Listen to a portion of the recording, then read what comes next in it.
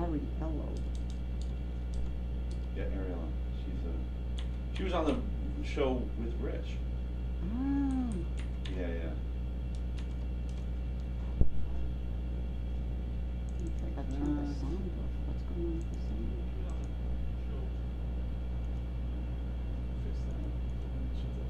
It's good though. You can hear us. Yep, I want to turn the sound off. That's usually what Steve would do. Mom, turn off the phone. Yeah. He's right. He's not wrong. He's right. But I He's can't right. turn it off. We miss you, Steve. Why aren't you here? I was hoping you'd be here today. Yeah. Steve's making me sad. Making me Steve, sad we too. love you. Come back. Come back, oh young Saskatchewan. Nice. Okay, got this. Let's see, that's. No, this needs to come out a little more. That's, okay, I'm rearranging.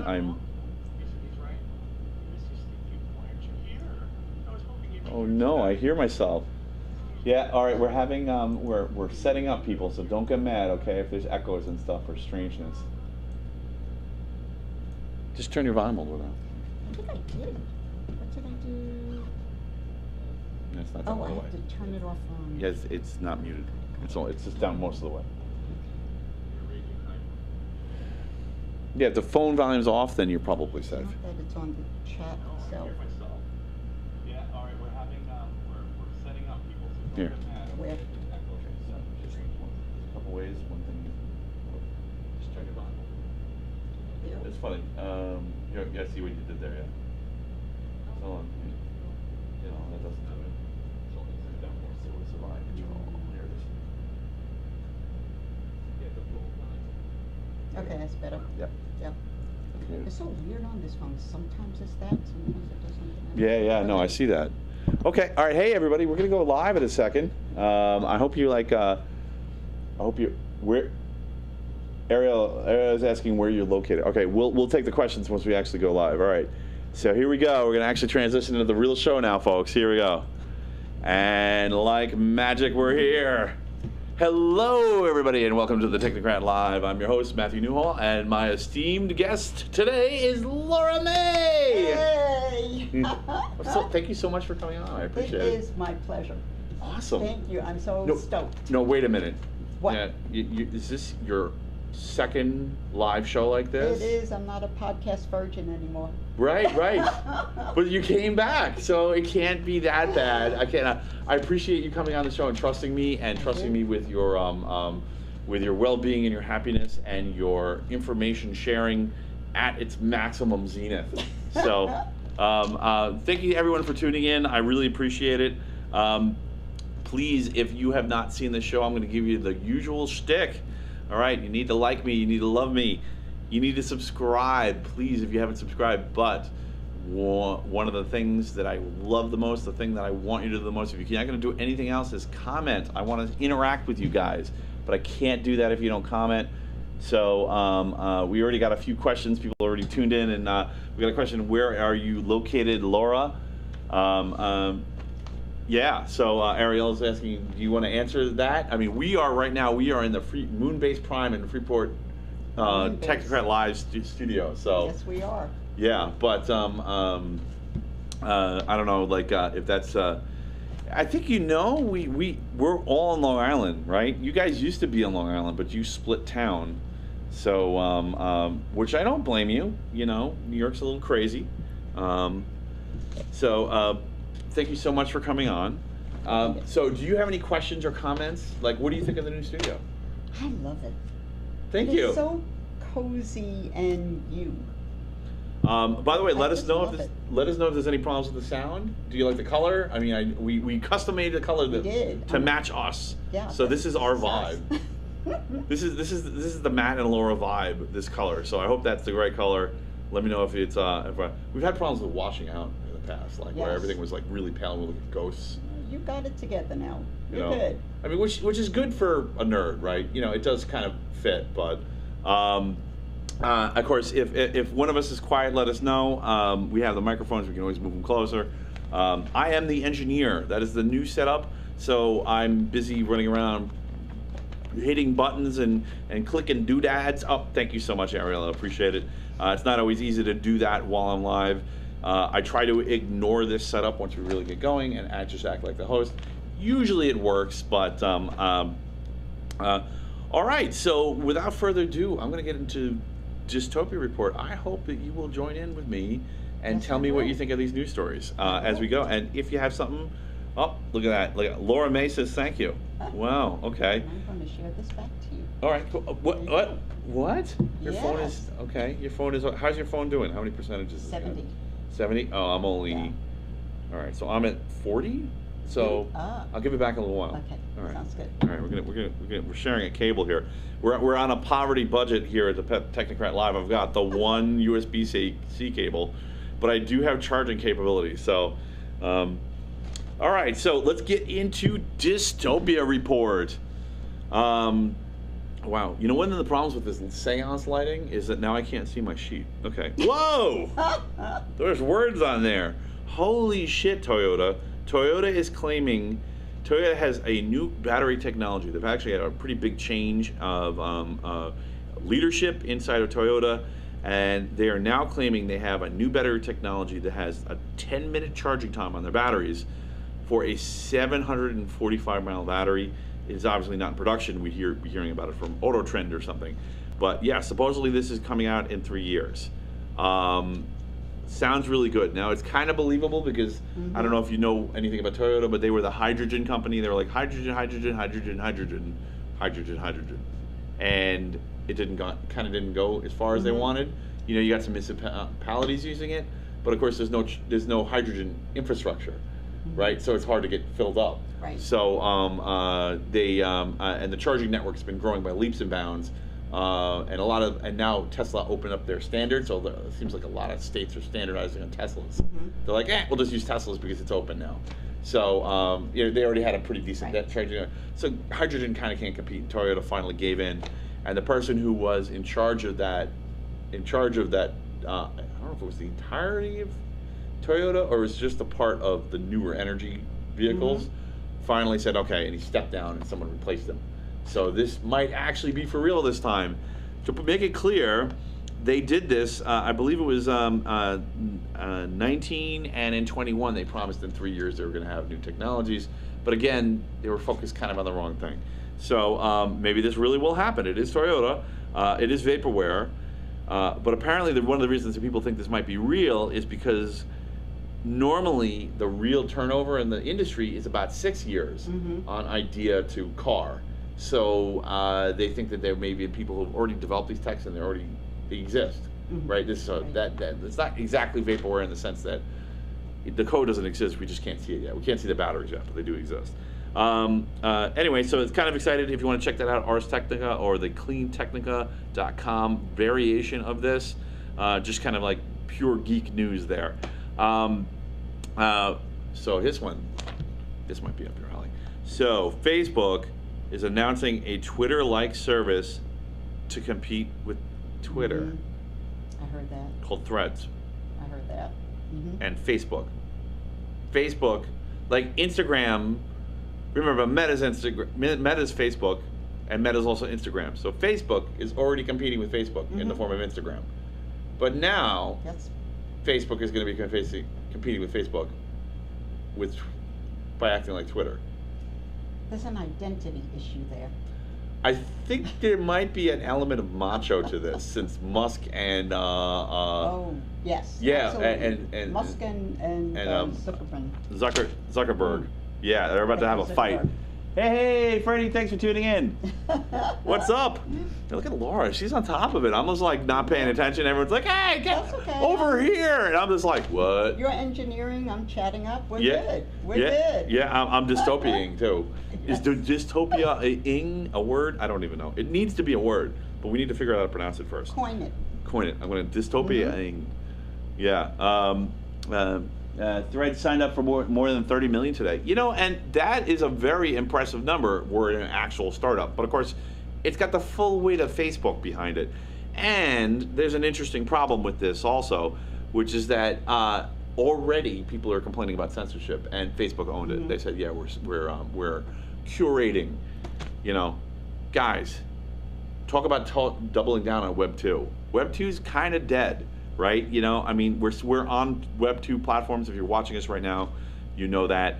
But Web 2's in trouble, and I'm not really sure why you'd want to double down on that. We've moved into the AI, neural net, do my search for me Web 3 world, and it's kind of already over for Web 2. Google knows it. They figured it out. Yes, they have. Yeah, but Facebook hasn't figured it out. They're like, oh yeah, we got some AI algorithms too. They're dusting off some old stuff, you know, like NPC kind of action, and that's not really what people are signing up for. But interesting. I don't know. They might be a candidate for the OWI Award. So if you're not aware of the OWI Award, that is the Own Worst Enemy Award. So of course I let my guests pick. So I would say keep an eye on Facebook with Threads. They might be their own worst enemy, eating their own lunch. We'll see what they do. You know, this could turn into a monopoly thing too if it ever went there. So I was thinking that. Yeah. So of course, if you don't know, this is kind of in a response to what's been happening. I didn't actually write the story down, but I remembered it, and it's so good, and there's plenty of great sources on it, so I'm going to go ahead with it. This is kind of on the tails of the story where Twitter started limiting the number of tweets, not only that you could post, but you could read. And depending on who you are, whether you're a person who is verified or not, you can read more or less. But it's nowhere near what you need to do automated scraping. So there's some theories here that the reason that Twitter is not, that Facebook is jumping into this arena is because various spooky and high-powered organizations were using Twitter to scrape data and keep tabs on people, and now they can't do that because they're throttled. Now, wait, there's more. There's the rumor mill. We are fully in the space of rumors. This is all speculation. But I actually got a hot tip, that it may be because this may have to do with the amount of bandwidth that the bots were using, almost like a denial of service attack, for Twitter's cloud services. That basically they were being charged a lot of extra money for no reason, and they decided to bring that back down. But that would be interesting if that's the case, because then, like, you know, who's really responsible for that? But if that's really what's going on, then this is kind of like, you know, all right. So Web 2, in my opinion, is really creating. Web 2 has its own culture.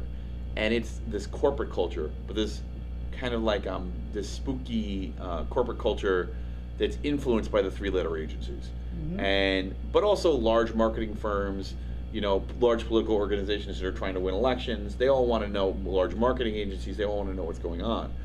But they've created this kind of cancel culture because all of those organizations don't want certain kinds of speech protected because it doesn't work for them. So they've used that. So cancel cultures really, corporate cultures really cancel culture, and cancel culture is really corporate culture. So when everybody's like, cancel culture, what they're really saying is Web 2 corporate culture, and they don't realize it. So it's interesting that when Twitter basically kind of jacked that bandwagon, that's when Facebook runs it with Threads almost instantaneously. Like they had it in the back burner this whole time, and they were just waiting to run ahead with it. So, crazy news, and it's kind of a tell. They kind of revealed themselves and went, look at what we're doing, and not a good look. Anyway, does that make sense? It does make sense. Was that incoherent, or? No, you and I have talked about this, last week? Right. Well, I didn't give that whole explanation. I held a little back, a little bit back, but yeah, I was hoping I didn't go overstretch and go into law in there. I mean, of course, I could be wrong. You're good. Tell us what you think, and if you think that that's what really, if this is really the disconnect between the Musk culture and his weird non-profit-driven motives, or only semi-profit-driven. Because he said before civics is one of his motives, and it does match. But some people have argued he's a completely uncivic person, and he's just an egomaniac, which also does match a lack of, you know. There's a level of brilliance there. You know, I'm inclined to think that, but I generally tend to get away from patting people in the back because we don't do politics on this show. And when you talk about personalities and you start to elevate them, you get in, you're bending into the political realm. So I tend to not do that. I see that point of view though, and I think that that's a valid point of view. I don't know if it's right, but it is valid. Funny that, right? You know, it can be right but not valid. Oh, absolutely. Yeah. Yeah. No, you're right. All right, so yeah, that's that story. The thread story kind of not necessarily coincidentally correlating with the Facebook thread story. Also, last week, and I had a poster who had a very intelligent post on the actual show. So I hope you're listening, and I hope you appreciate this. Had said that like Red Hat's not necessarily the bad guy, and of course, if you switch to Ubuntu, what are you going to do? You don't know what I'm talking about. Yeah. So Red Hat used to leave all their code up on GitHub, and there have been several clones of Red Hat that have been using their GitHub source to generate Red Hat clones, but de-trademarked Red Hat clones. And originally there was one called CentOS, which Red Hat bought and then shut down. Okay. Right, so they bought it. They didn't say they were going to shut it down. They said, oh, we're going to take good care of this. They did for a few years, and then they shut it down. But fortunately, people were maybe not necessarily happy with the way Red Hat was managing CentOS, so there were a couple of more, and one of those was Rocky. So Rocky Linux has, the founder of Rocky Linux has come out and talked about this and said, you know, so what he said is, we will continue making RHEL compatible, an RHEL compatible distro, in other words, a clone, right? I mean, I'm paraphrasing, he didn't say clone, but it's clone. At least it has been so far. RHEL's EULA contradicts the GPL, right? This is not a quote, I'm paraphrasing, but that is basically what he's saying. Yeah, so if you have been waiting to see what was going to happen with this, and you're worried that, like, if you switch to Canonical, which is Ubuntu, right, which is it's a very different Linux distribution, but very good too. They're both the kind of leaders. If you were to switch to a Debian-based, that Canonical could do the same thing to you, right? Like if you went to a big company that support you, they can do the same thing to you. That was a very valid point from the poster, whose name escapes me, but thank you for that. Hey, doing this right, thank you, hi, thanks for tuning in. Yeah, so it looks to me like he's right. The GNU public license, or copyleft is his nickname, doesn't allow them to not distribute the source. It doesn't matter. They only have to give the source to the people that pay. But theoretically, you know, Rocky could log in and pay for the source code. Right now they're grabbing the source RPMs, but they said wherever they put it, they'll chase it and grab the source and generate the distro from that. So they're going to do that work. That's part of their job as a distro. So wherever Red Hat decides to hide it, they'll just buy one subscription and download the source and clone it. So, and Red Hat, of course, does not allow this in their EULA, but their EULA contradicts the license of the code that they're using, which they got from somewhere else. So they're violating their license in order to violate, to not just claim that you're violating theirs. So this is going to get really hairy. Yep. Yeah, but in the meantime, I think you're probably safe if you're on Rocky Linux. So this looks really good to me. I'd say just stick with Rocky. That is my answer. Oh yeah, however they will provide it, and we'll just get it anyway. So this is actually up on rockylinux.org, but of course there's plenty of places covering it because this is pretty big news. All right, so that's it for the tech section. Let's get into AI. Yeah, don't mess with those Linux geeks. They have a plan. This is actually a story. This AI story is a story from the last show, and me and Isaac did Dystopia Report the entire time.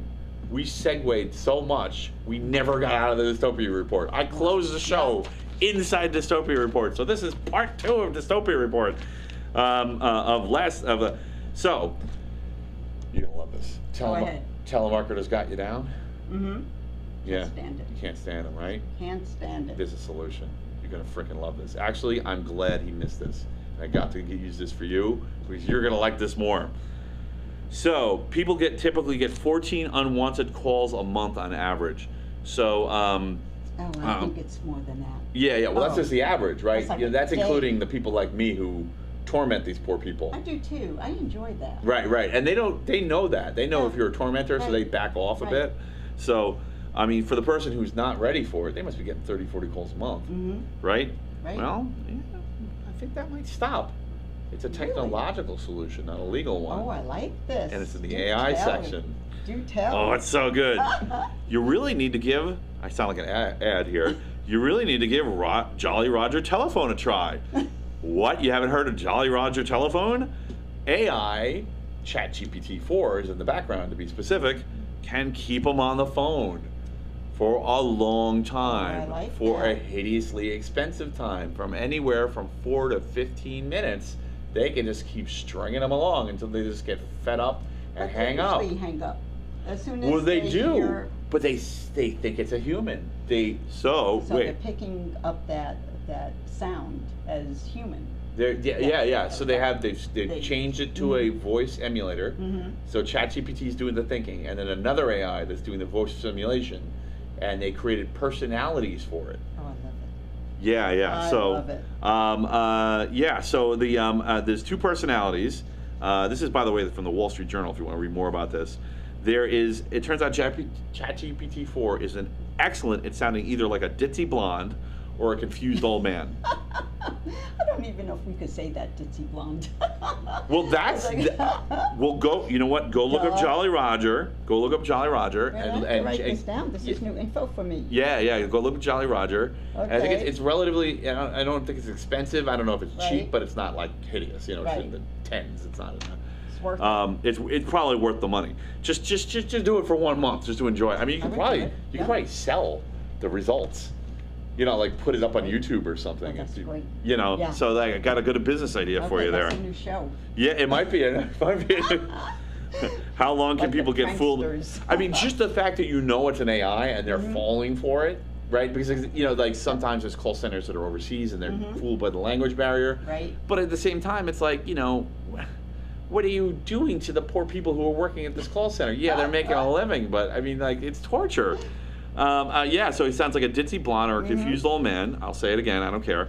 And she really does sound like a ditzy blonde. So go listen to it and tell me if you think she sounds like a ditzy blonde. So and the old man, he's like talking about his fishing, and he's like, oh wait, I don't even know how I'm going to pay this bill. He'll one of the conversations he has in the sample in the text, he'll talk to the real person for 3 minutes about a bill he can't pay, and then he changes topics. It seems like at just the right time when the guy on the phone's getting fed up Oh, this to is something that great. seems relevant, and then he strings them along on that, and he just keeps changing topics This and is stringing it great. along. And you can just fire this off and let it just answer your phone, Yep. right? So really brilliant. I think it's funny as hell. First month free, $1.99 per month. Wow. Yeah. Oh, thanks, Freddie. Yeah, I love it too. You guys had to hear about this. First month free, $1.99 per month.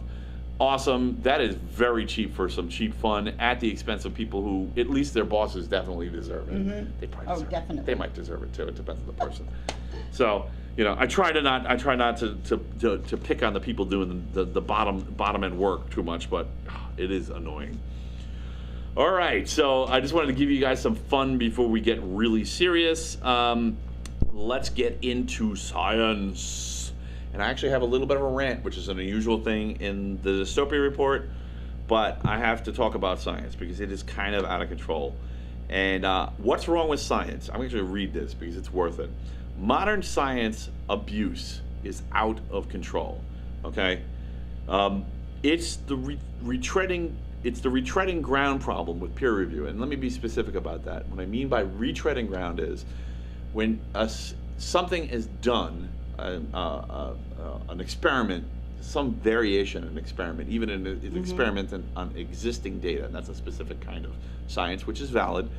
But you know, when there's an experiment is done, sometimes redoing that experiment is very expensive. You know, so we're talking about that kind of a problem with peer review specifically. But this applies to all science. You know, we're talking about, and the thing is, one of the problems is this problem hasn't been solved, and I think a lot of people have the reaction of, oh my gut feeling tells me that this science isn't valid, and you know, and then they're taken on by facts.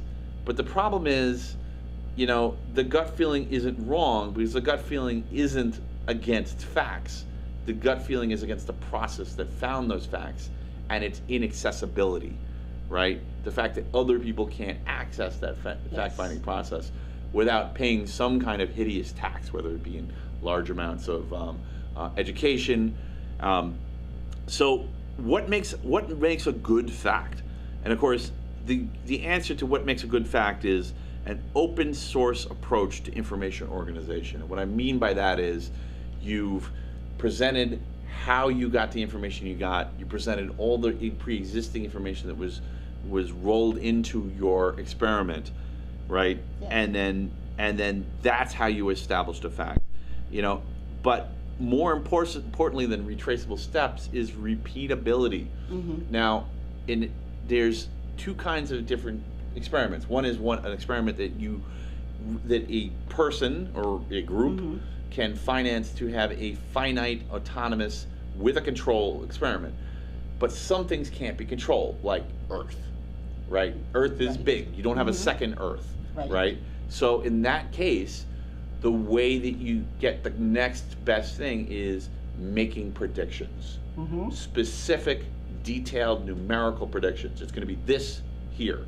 And you can give a range, but once that range gets out of 2 or 3%, then it's not really science anymore, because that percent error is the textbook definition of science, right? So you can get 2 to 3% error, and I'm not saying the whole thing is hogwash. If you're off, if you're ballpark, if you pick the direction and you're generally within 50% or 80% of the answer, it is science-y, but it's not hard science. You need to go and refine it so you can get the answers. Right. And I understand that there are really complex simulations sometimes involved with things like, I don't know, weather, right? As an example. I'm kind of getting into why I don't talk about on climate change on the show, because people have asked, and I'm like, there's a political. Well, it's become bit. It's become political, and one of the reasons is because people don't understand what the science actually is. Right. So, and that is a problem, and that's what I'm getting into right now. So, and I'm going to do a story that's adjacent to climate change, but not climate change, and it'll demonstrate this problem. Some of those gut feelings are recognize that you can't retread the path established by a fact. That's the real problem, for no good reason. And then that is the best kind of skepticism. Like, I'm not participating in this process. I have no idea how to participate in this process, right? I don't know how to reach someone who's participating in this process. And that kind of skepticism is real. And actually, that is a very good scientific mindset, in my opinion. So peer review is experimental recreation as best as possible. But everyone can't recreate everything. It would be a madhouse, right? If you tried to, everyone would just be doing every insane thing and saying it's science, which is one of my favorite things to do, by the way. It's hysterical, because it's not even wrong. But that's not really science. So there is no control Earth. Accreditation is used to queue order for recreation. So this is where things get sketchy. Accreditation has become a troll, a gatekeeper, right? And the thing is, accreditation is way overused. Accreditation should be the last resort. I'm not saying accreditation isn't valid, it is, but it also can be flawed, and it's very limited. It creates a massive barrier to entry for someone who may have a novel and correct idea. There has been plenty of science upon which the shoulders of which we've been standing on to get to where we are. And I mean, if you need to be accredited to even participate in any science at all, so that's an invalid argument. The real question is, what do you do when resources are limited? Well, when it's a thought experiment, in other words, you're making predictions, right? There's no reason that it shouldn't be accessible to everyone who knows how to deal with all the data that was available in the original experiment, right? So that's the great thing about predictive experiments. It's literally just a skill tax. Yes. Unless you get search engines refusing to list things that have been properly accredited. But the accreditation should only be a last resort. So what are they doing? They're creating a bridge troll, right? And who are omitting people from the process. So, and even worse, sometimes discrediting them because that's their culture, because that's cancel culture, because that's what works for Web 2. Right. Not good. So, yeah, so when an experiment has a hideously high cost in time or resources or ethics, because it's wrong to do, you're just looking at the data from something that happened that was wrong, but we may as well look at it, it happened, right? It shouldn't be hiding behind accreditation. Like so many search engines enforce, hiding behind accreditation, not using it as a last resort is not only not scientific, it's anti-scientific, right? Yes. So, okay, that was a mouthful. I hope you guys got it. If that makes sense to you, please let me know. If they I want didn't to. get it, they could watch it again. They can watch it again, Watch it again. right? I think I was pretty specific. I actually added in a little bit. It wasn't read word for word, but so I want to say something about a story that I kind of got into. I have people that I'm talking to offline, and they kind of goes a kerfuffle about this, and I appreciate the story, and I've been shying away from controversial stories, and I'm going to get into this one a little bit because I think it's a pretty good example of kind of like a sidebar for climate change, and I want to talk about why I don't talk about climate change on this show. So, and why it's a third rail. And so the story is about groundwater, and the story is this is all over the place. It's all the big publications are carrying it, and they're carrying it really badly. So I want to say right off the bat that the science on this groundwater story is pretty good, but it doesn't make any predictions, so it's just preliminary science. The publications that are covering the story are treating it like it's actionable science. It's not, because it doesn't make any predictions. It just retrofits data into current formulas and then pretends like that's some kind of proof. It's not. Because the funny thing about looking at the future is you can't go and change it later, right? You know, if you predict what's going to happen to you on this day in 2 years, this is going to have changed this much. In this case, it's the Earth's axis. So they're saying we're having infinitesimally small changes to the Earth's axis, like not nothing, but not active yet, but that it's actually explains some variations in the climate change model. So they're trying to use this to bolster the climate change model. There's problems. So what do you think about it?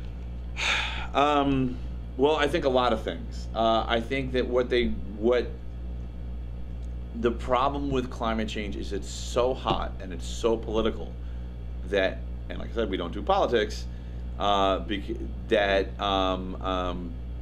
it's impossible to have a public square conversation about it because people have become so emotional about it. And I'm going to get into, I wanted to lay out that groundwork of what I think science is to get to this point. So I'm actually going to just read what I have here because I don't want to belabor it too much or get too far off. Assorted scientists, American Geophysical Union, based in Florida. So this is, I always cite my science stories for who it is. So this is the American Geophysical Union, and it's based in Florida. So Florida man can apply, make jokes, it will. Okay, supposedly lower groundwater levels are creating shifts in the Earth's axis. Here's a quote.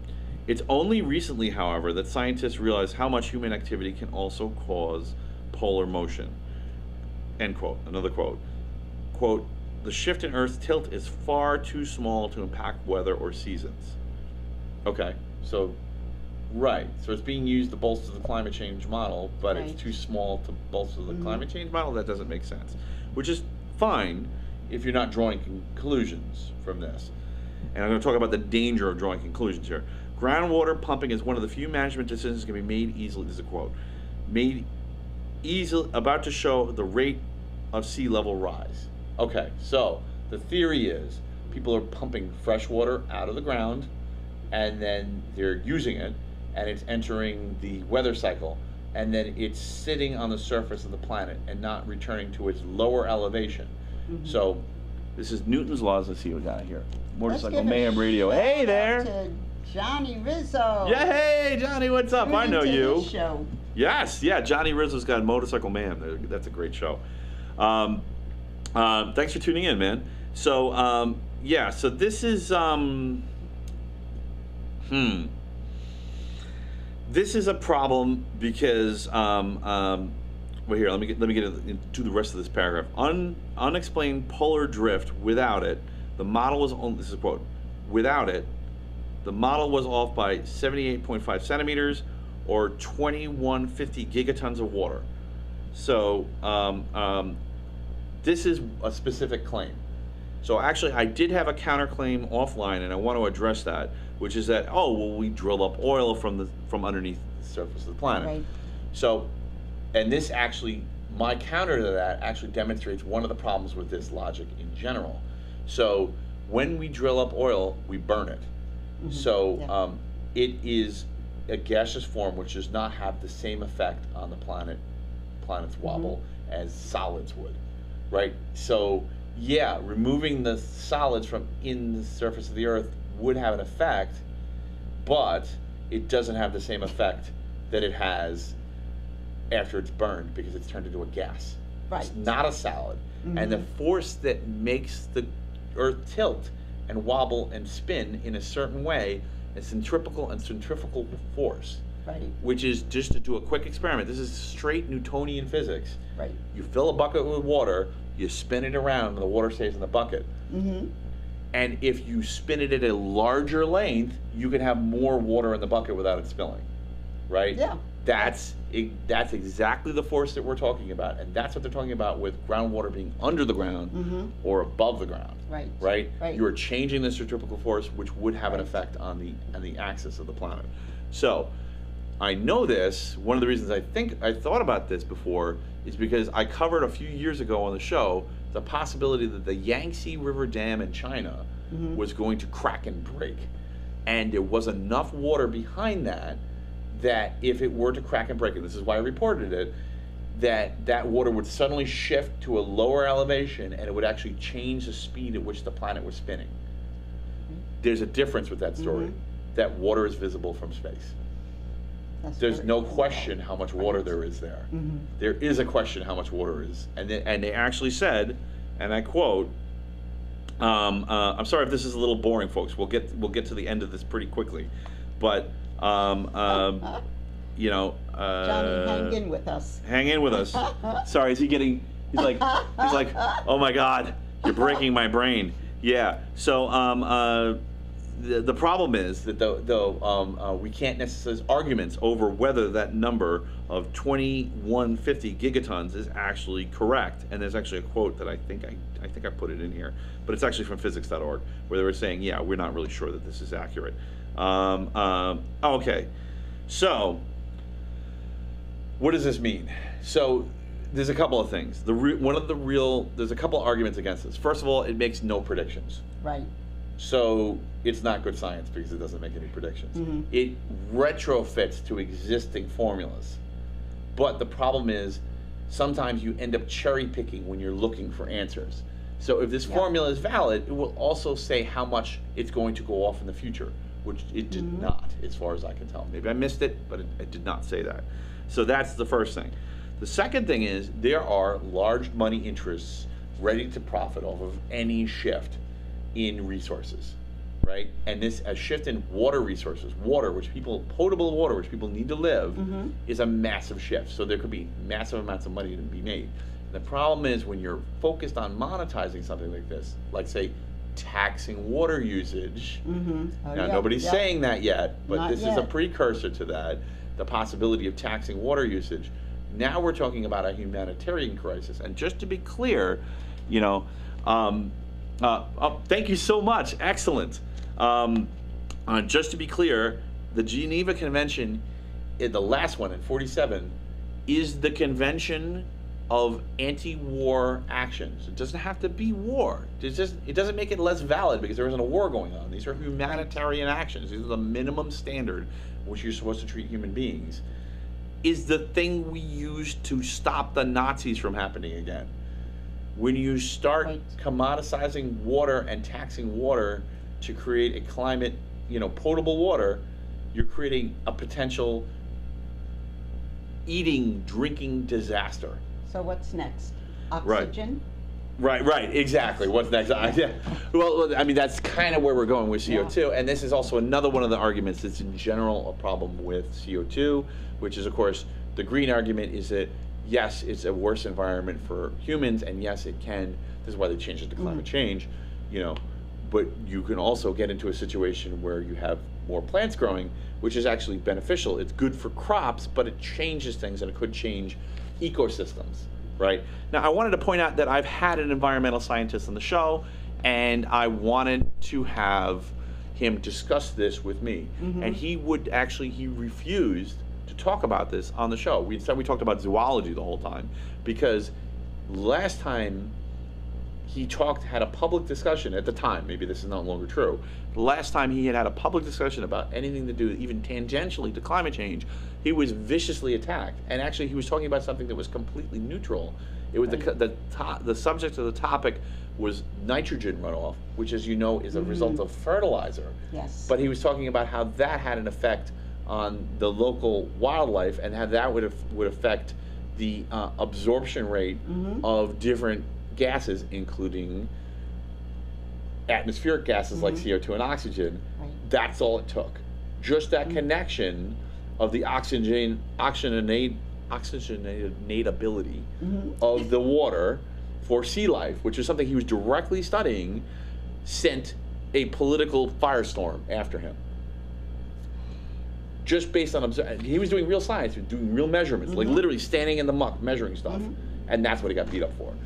This is the problem, folks. We can't allow this to happen. We got MKHGN74. I assume you're Russian because I can't pronounce your name. The Earth spins like... No, I'm just kidding. It's a joke. Don't be mad. The Earth spins like an unbalanced tire. We can only guess what the balance was like after the Big Bang. Yeah, well, of course, right. It is not... The Earth is not a perfect sphere, and this is the argument they're making. And this is a true argument. The math is real. It's actually fairly easy to do. It's kind of like undergraduate college math.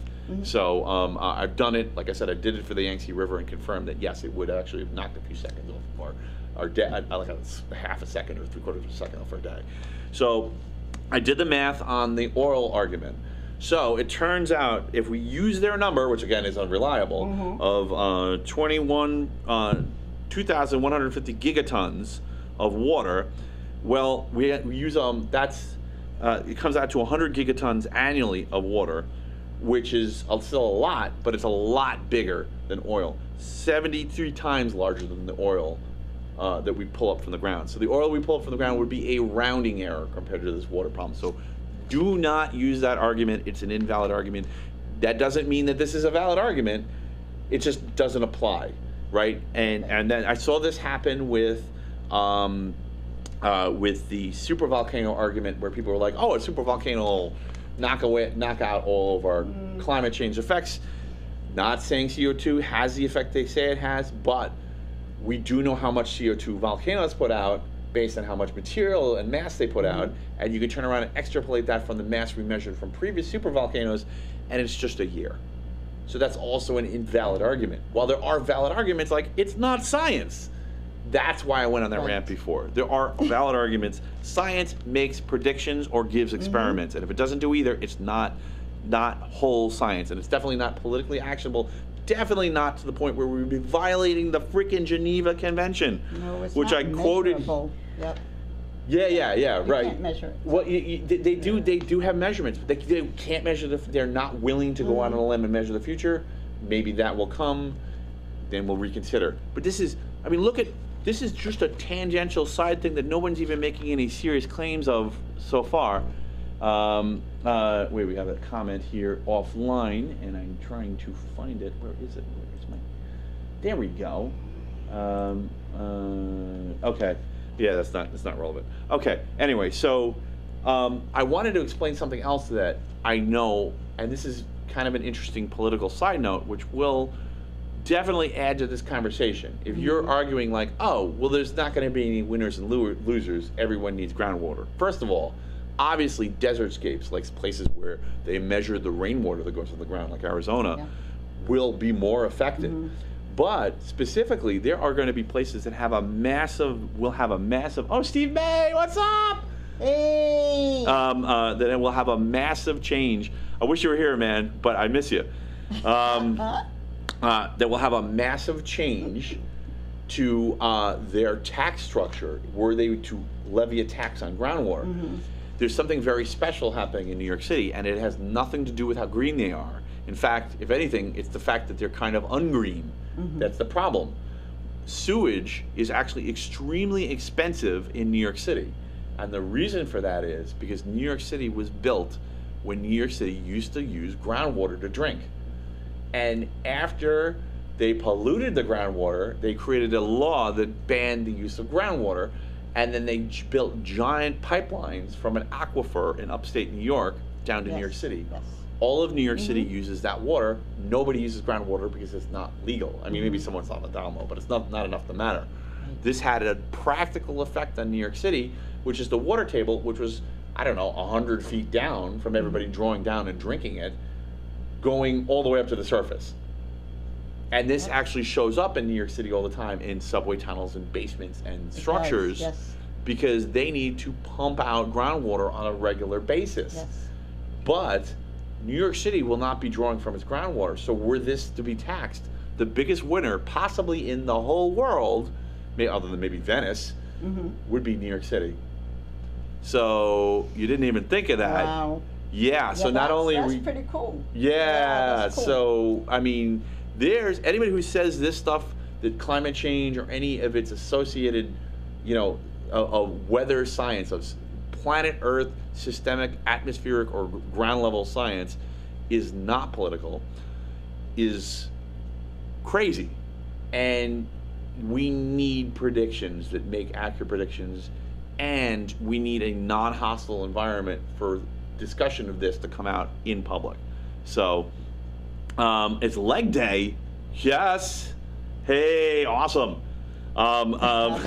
Yeah, we always discussed leg day. Part of our ritual when TTL was on Lawrence Steve's network on Area 22. By the way, you can find all my old episodes up on Area 22 on Facebook if you're looking. They're not all moved over to YouTube. They will be moved over eventually, but copied over. There's, as far as I know, it'll be available there for a long time to come. Yeah, I mean, sun will go supernova. The internet will go down with the Great Robot Rebellion. But until then, right? Until then. But there is actually a whole nother argument here too. I probably done this to death, but I think I made my point, right? I don't need to go into the last argument. No. Yeah, so please, be good with science, man. So this is when I get a story and someone sends me a story privately, or a group of people send me a story privately, and I'm like, I don't want to do that one. This is why we just spent 20 minutes on this. Poor Laura's eyes are rolling back in her head, and you guys have been very patient with me. I appreciate it, and thank you. All right, so that's what the state of that is. Let's get into tech government. All right, so the White House, we can say that. It just doesn't matter who's in there, right? And this is actually an important point with the story, because everyone forgets. They say, I don't want that president to have that power, and it's like, yeah, but you're not going to like the next president. Then what are you going to do? Yeah. So the White House is beat up by court for leading on, not ordering, but leaning on social media companies to label things disinfo. In other words, they're pushing the Facebooks and the Twitters, and they were sued for it, and they lost. And this is again to my argument that cancel culture and deplatforming is part of that corporate culture, which is in part the large donor and large muscle influence. So cancel culture is really secretly government and corporate culture. So if you're pro cancel culture, you're like, yay, big government. I like it when it tortures us. So. Yeah. Some people... I know we had a great conversation about that. Yeah. Right. Was that 2 hours? Right, yeah, a 2-hour conversation. And this is like we were talking about before. I'll just reiterate quickly, cancel culture is Web 2.0 corporate culture. Why are you going along with that? So the judge said there was unrelenting pressure to suppress, that's a quote, unrelenting pressure, and another quote, suppress disfavored speakers, viewpoints, and content. And another quote, coercion exercised by the White House defendants. So I was able to say White House because, even though it's defendants, it's the White House. So who knows who's actually doing it there? It doesn't it's a large institution. Critics of this decision said, and I'll give a quote here, a pretty radical proposition that isn't supported by case law. That's true. Right, and one of the reasons for that is because this is a fairly new action. The internet as the town square is fairly new. So of course there's not going to be a lot of case law. That makes sense, right? If Right. this is the Technocrat Live. We're talking about technology. This is stuff that's, I would say the internet's only been a major player in politics in the last 8 years. So case law takes at least that long. I mean, a court case can go through the courts for 4 or 5 years easy. So that's the state of things there. And just remember, when you're rooting for any branch of government to have a power, don't imagine your friend who's in that position now having it. Imagine your worst enemy with it. Right. Would you trust them? No? Then don't give it to them. Right? Don't support them having it. This is a bad thing. If this is somebody you wouldn't want in the legislative branch to just mix things up. If there's a person you don't want in that office that can do this thing to you, but your friend's in there now, so everything's great, don't give them the power because the other guy's gonna have it next. Think about it. Use your noggin. Okay, so this is arstechnica.com if you want to learn more. And finally, Finally, we got one more story. Holy cow! I know, right? This is taking forever. By the way, are you decaffeinated? Would you like more coffee? I will in a bit, but I'm You're still good? Okay. How about you? I'll have a sip of coffee. I'm parched. That was a mouthful. Yes. I hope. By the way, the people who were in, we got something here. A tunnel was built from Long Island and ended near JFK Airport, was never used. And the reason why might be because it's got flooding problems. It may not be reliable or to flood or not flood. Oh, yeah. Laura got him already. Excellent. Hey, look at you. Look, she is being a guest and actually conversing with you guys. I thought it was hard being a host and an engineer at the same time. Laura's got me beat. I don't even know what's happening right now. I'm disoriented. This is awesome. You're good. You're good. All right, so this is a big story from China, and this one's actually a little scary. This is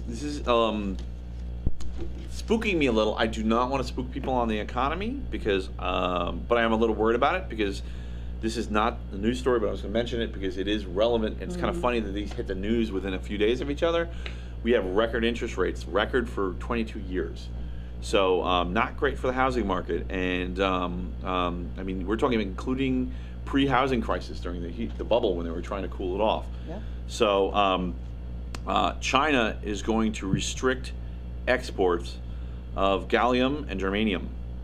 Now, if you're wondering why this matters, these are key components in making computer chips. Yes. They are the lion's share by a lot manufacturing these in the world. This is going to have a major effect on the prices of these necessary materials for making computer chips, and it's going to have a major effect on how many of those chips are made and the price of those chips. Right. Right. So watch it on the stock we market. do work great together. Holy cow! And you haven't even really seen us going yet. We're just going through the motions. You ain't seen nothing yet. All right. So so China, they're going to restrict this. There's large speculation, including, and there's a reason for that. I'll get into that in a second. That they're trying to corner the microchip market. China. Yeah, and I mean this is a massive. What's going on with Nvidia and AMD and. Yeah. I mean this has been going. We've been tit for tatting with them for a while on chip companies, and this seems like this is like the kill shot. This is like, this isn't just like a skirmish. This is a couple of aircraft carriers going at it, and to talk about trade terms. Both metals are byproducts from coal, which explains one of the reasons. So this is a solvable problem. In case you didn't know, if you ignore the various regulations around coal being used as an energy source in the United States, we have a lot of coal and have a lot of coal production capability. So we can get these byproducts without having to worry about getting them from China. Maybe not at scale, but probably within the United States at least for our manufacturing capability. So this isn't necessarily bad for the U.S. This is bad for everybody. This is bad for the West. So so one of the reasons that this may be happening is a Western ally, the Dutch government, has said that they are limiting AI-centric chips and their exports to China specifically. So just like you may know this from cryptocurrencies, you can make chips that are good at particular kinds of algorithms. Right. So apparently the Dutch are really good at making AI-specific chips, and specifically the company is ASML Holding. Yeah. So, yeah, they have a near monopoly on machines. They have a near monopoly on machines that are capable of making semiconductors or chips. Mm-hmm. So they're the company that has the company that makes the chips, and they've been restricting AI chips sales to China. Sales. Mm-hmm. And because they consider AI to be dangerous, and they think China would be dangerous having them. Wow. Yeah, this is.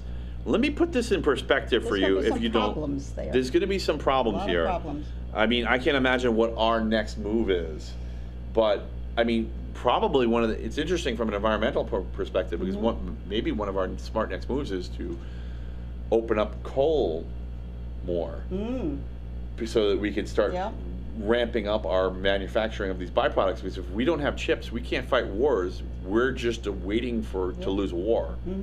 You know, and specifically, I'm thinking of Taiwan here, who could be the big loser. They're not going to invade mainland. It's not going to be Red Dawn yet, but it could be. I mean, Taiwan would be World War III because people aren't going to just let it go. No. Yeah. So, here, they're coming for us. You hear the sirens? We went too far. Politics. No. Believe it or not, I think my politics is no names. No names. Well, no, we didn't talk global warming. We talked to Jason. Yeah, we did. Right. Yeah. We talked to Jason because it was a good story to describe why I don't get into that more. Right. We could. There's so much I could say on it. I know. But it's not all bad, and it's not like those policies are good or bad. The process by which the public discusses it is flawed, and that's what I'm trying to fix. Right? Yeah. So that I can talk about it because it's a shame. It is. Yeah. Frozen on Odyssey. Oh, Frozen on Odyssey. I wasn't expecting that. Wow. Yeah, my curtains are alive. Thank you. Let's see. Are we really frozen on? No, we're alive. Try again. Reload. It looks like it's still working. Okay, that's my advice if you're having problems on Odyssey. Here we go. Ariel, the government would never allow the processing of more coal. All very true. You know, that is politics because it was made into a political issue in the past couple of elections, so I'm not going to talk about it. But I will say this. The military has some legal options. Okay, back, but ignoring your Odyssey. Okay, great. Sorry about ignoring your Odyssey person. Yes, the curtains are alive. Okay. It's crazy. Sorry about it. Thank you for tuning in on Odyssey. That platform is really important to me because that's one of the reasons I feel comfortable talking about this stuff. Because if YouTube yanks me and you're like, that was important, I was listening to that, just go over to Odyssey. This is one of the reasons that Web 2 is smoked. We should mention that. I'll put that in the chat. Yeah. It's available on Odyssey too if for some reason we were knocked off. I'm being a little brave here, but really, I mean, there's nothing that I haven't seen people talk about. I always cite mainstream stories when I talk about this stuff, and the points, if I deviate from them, I always get into say, hey, this is speculation, you know, on my part, you know. And there was CYA, cover your ass. Yeah, I got it. You got a CYA, right? You know, I mean, it's a good thing I'm not on Threads because I would have been dead. That's it. Yeah. So here, let's talk Nazis because everyone hates Nazis, right? No. I mean, you're like, oh, the word. Let's just jump into that. Let's just jump into Nazis. Well, specifically, what happens with trade and raw materials, and when raw materials are cut off in a war, and what that does to different sides. Because most kinetic wars start off as trade wars. Not every trade war has to become a kinetic war, but this is a risk, and this is the risk I'm talking about. You know, it's possible that China, and not necessarily the United States, because we're kind of the winners, other countries might be getting into a heavy trade war now from this. It's the Dutch really they're after with this, not us. Right. I didn't know that about the Dutch. So I didn't know that either. I learned that from this story. Yeah, so I just learned that from you. I want to talk about German planes in World War II. And you're gonna be like, what? What are we talking about? No, that's a fairly safe topic.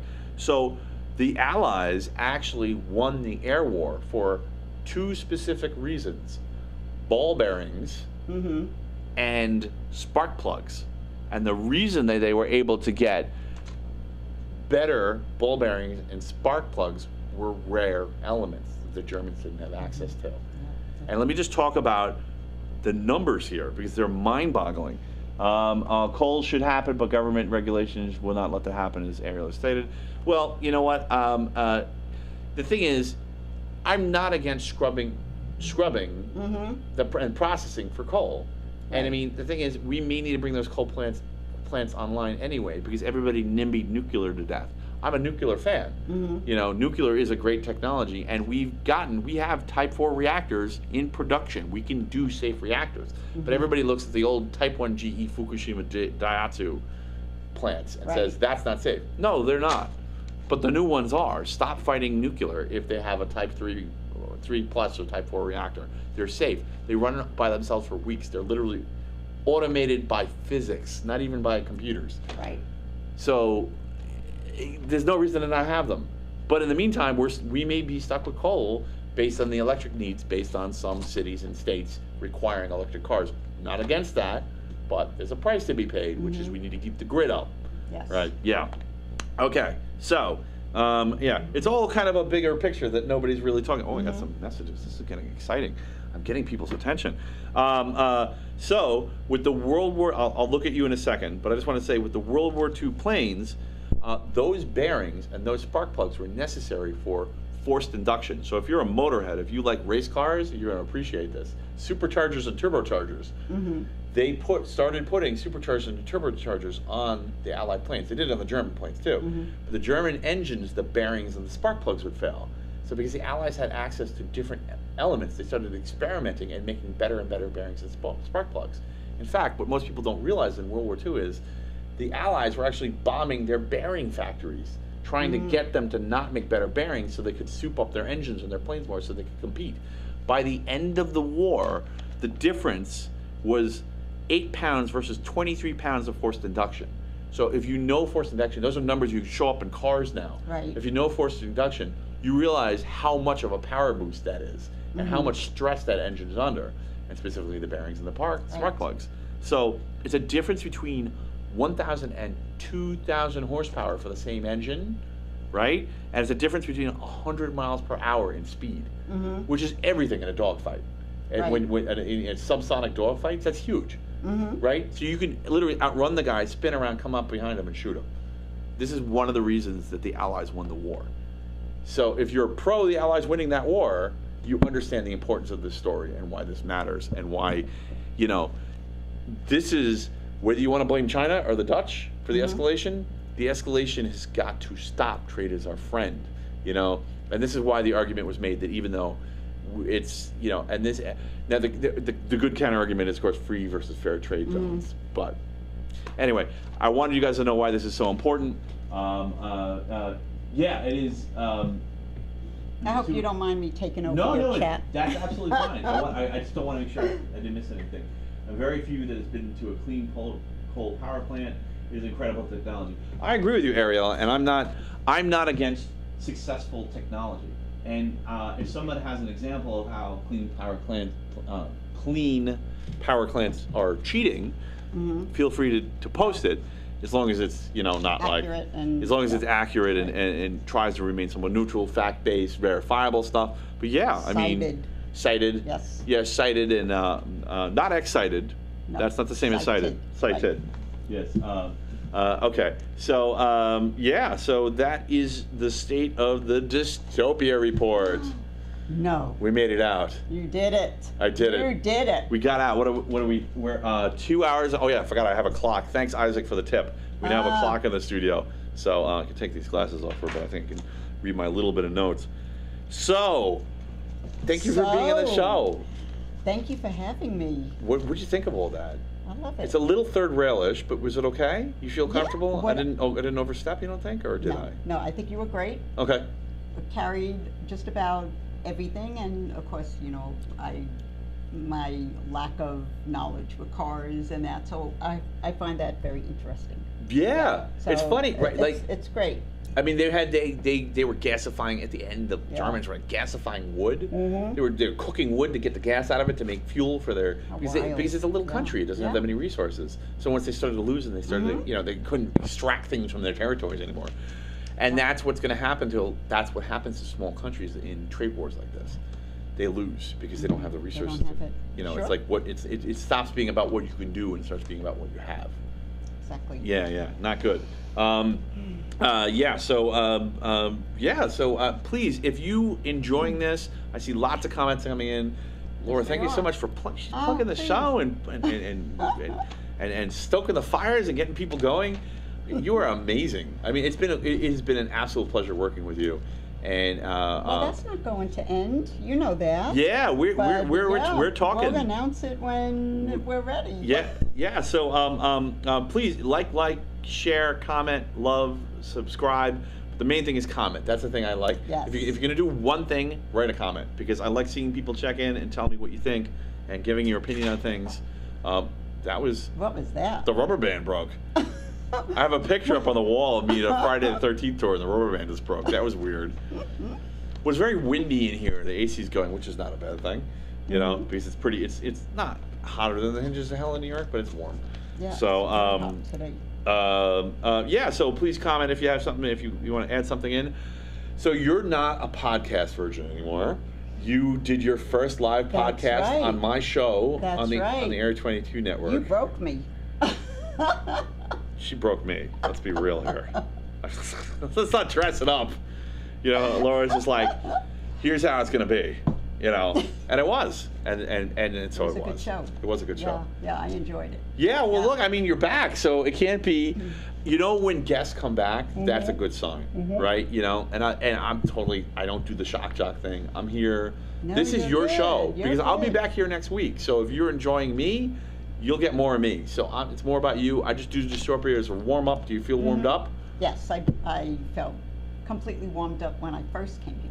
Wow. Yeah, because this is like our phone conversation. You don't even need a warm up? No. Oh, okay. No, I mean maybe the audience does. Yeah, you guys. Did you guys need a warm up? Let me know. Spark plugs and ball bearings should be the name of a World War II documentary. I agree. That would be excellent. You know? Well, maybe we'll do a spin-off on that. I'd gasification. I'd put gasification in there because people don't know. You know, you can turn wood into fuel.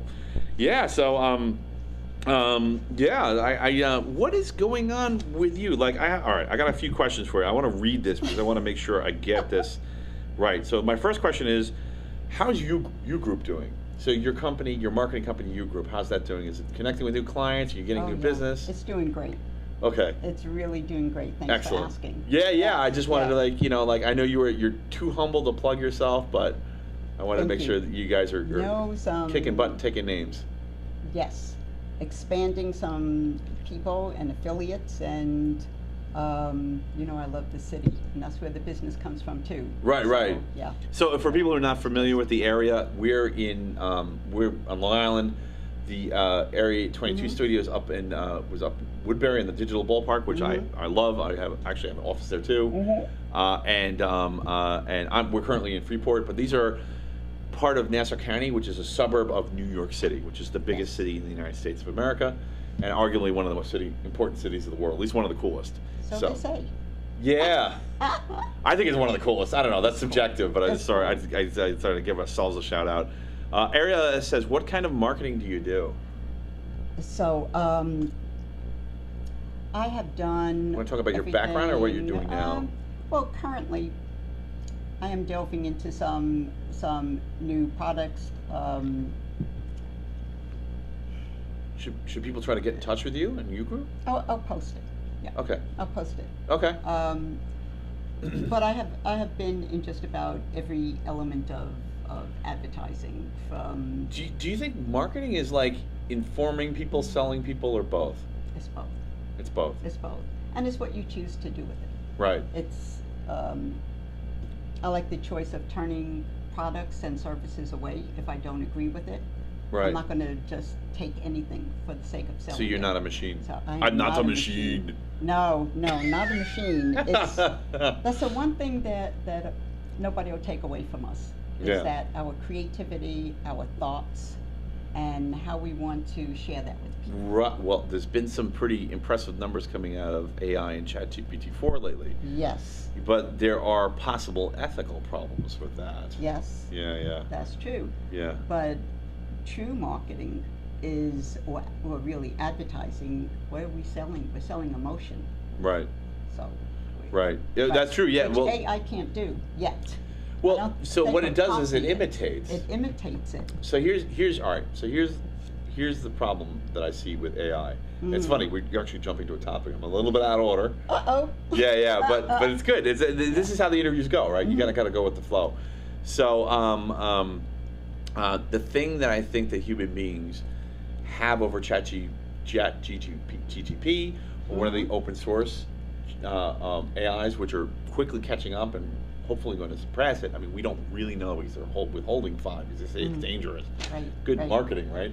Yeah, I wonder if an AI came up with that. But yeah, let us know if you think the AI came up with the idea of marketing itself as being too good to use for the public. That's interesting. Now, that's a perfect example. Yes. How would we know? And the answer is, I'm going to tell you the technical part is, we wouldn't. We wouldn't. Because AIs become good at what they do through machine learning, and machine learning is a Darwinistic, non-reversible process. So when an AI makes a recommendation, you don't know why it made it. Do we know if it's accurate? Do we know if it's accurate? Do we know what its target was? Do we know what its collateral damage was? Do we know if it turned something down? What if something was missing in its code that told it, that would tell it, don't do that? I have code from my mom, from my parents, right? That's very cool. Everyone's got code from their parents. Yeah. But does AI have that? Doesn't have parents. No. It has owners. It's limited. Are the ethics from owners different than the ethics from caregivers? It's a good point. Good question. Right. Yeah. I think, how far do you think AI is going? How far do you think it could really possibly go? Well, right now, it's not smart. It's not a generalized intelligence. But here's the problem. Copying. It's copying a script. It's copying people's reactions and interactions on the internet. But, so, there's 2 problems that come up with this immediately. One is like a recursive problem, right? So it may start copying itself, which may affect its accuracy in a negative way, right? So it may start reading the results of cultural shifts because of AI, but then it's feeding itself. So, that's right, yes. But the bigger problem, the one that I'm bringing up now is, is it ethical? Is it capable of making ethical decisions? I mean, can you make a list of restrictions and rules? And of course the answer is no. I don't think so. It can't. No. Technically it can't if it's a list. You can't whitelist morality. Well, I don't know. What do you think, guys? Do you think you can whitelist morality? What do you I don't think so. I don't think so. You can't. Why not? Why can't we whitelist morality? Why can't we just make a list of all the things you're not supposed to do? Because we have the ability to make certain decisions and AI doesn't. Would you like more coffee? I'm going to let you talk. Yeah. Okay, I'm going to get more coffee. Go ahead and talk. I'll be right back. Thanks. Ethics, morality, it's based on our experiences, what we're taught. It's based on decisions. You have to weigh, well, thank you so much. Oh, you're good. I spill coffee. Oh, I spill coffee all the time, but I'm not going to spill the coffee on you. You're good. I'll spill it on myself. No, don't do that. So AI can copy what we say, what we put into it, but from the beginning, can it feel it? Can it weigh pros and cons? Well, all right. To make that decision. I was kind of like, I had some ideas about like ways you might answer, and I had some different directions you might go. But I'm gonna point you in a little bit in a specific direction. Can you think of an example of a group of ethical rules that we follow that we could just simply lift them from how we're already using them and translate them to a computer and let it use those? Like what code? Right, like, so, okay, I'll give you the simplest possible answer, which lots of people will get angry about, but I'm not suggesting that's what we do, but this is often used as an example, the golden rule. That is an ethical code that people do unto others, in case you don't know it, do unto others as you would have them do to you, right? So that is an example of an ethical code that you could program into an AI to have it follow that. And Asimov had a few, right? He broke it down to 3 rooms. You're not going to hurt a human. You're not going to allow a human to come to harm. Right. You're going to obey humans. And then they're not allowed to contradict each other. The rules. Correct. Yeah, and they were in a certain order. So I forget, there was a zeroth rule too. But so that's also like a fairly simple code. But like, what are some examples of ethical codes that let's talk through it. But first with that, and we were having this conversation about survival and taking certain codes that we follow and certain survival skills, and let's say we treat a group a certain way, Mm-hmm. and we're in an office surrounding, Mm-hmm. business surrounding. Now we're in the mountains. We were talking about this. Mm-hmm. Does the same apply? You have to change it. Right. Depending where you are, right? Right. Right. So it's a little bit the same way. You could be like, why aren't you getting your mail from your mailbox by hand when someone can just lean out the door and reach in their mailbox? But what about when their mailbox is 2 miles up the road? Right. Exactly. It's not unreasonable to drive to it. Right. Yeah. Right. So this is how I see it. A little bit along that line. You have it's going to copy. So ethics is contextual. Yes. So there is some validity to moral relativism. Mm-hmm. Okay. Now, but moral relativism can't be everything, right? Because if No. everything was, Right. there has to be hard limits too. Mm-hmm. So then you've got to make a judgment call between whether something's a morally relativistic case or a hard rule. Correct. And it doesn't look like AI's got anything like that right now. No, because these are human skills. Right. It's and it's not necessarily learned human skills by people, Mhm. because we sometimes have to change it for survival, different situations, even where we are and where we live. Mhm. What applies in the U.S. may be different in another country. Okay. So we have to take a lot of things into consideration. Right. Maybe AI will keep learning and learning, but I don't think it can make those calls. So, We would be replaced. right. So I think what's happening with the ChatGPT 4 is because it's a linguistic AI. You have different AIs that do different things. Like you have an AI that's really good at generating a artificial movie, or generating a voice, or Right. generating a still image, or or in this case, saying words. So it's, that this AI has spooking us the most, I think actually tells us more about ourselves, that we are primarily linguistic creatures. That is the core of who we think of ourselves as. Correct. But it's just doing the same thing that all, like the dumb NPCs in your video game are doing. You know, when they walk into walls and fences and, Right. they make mistakes, they hallucinate, they go off script.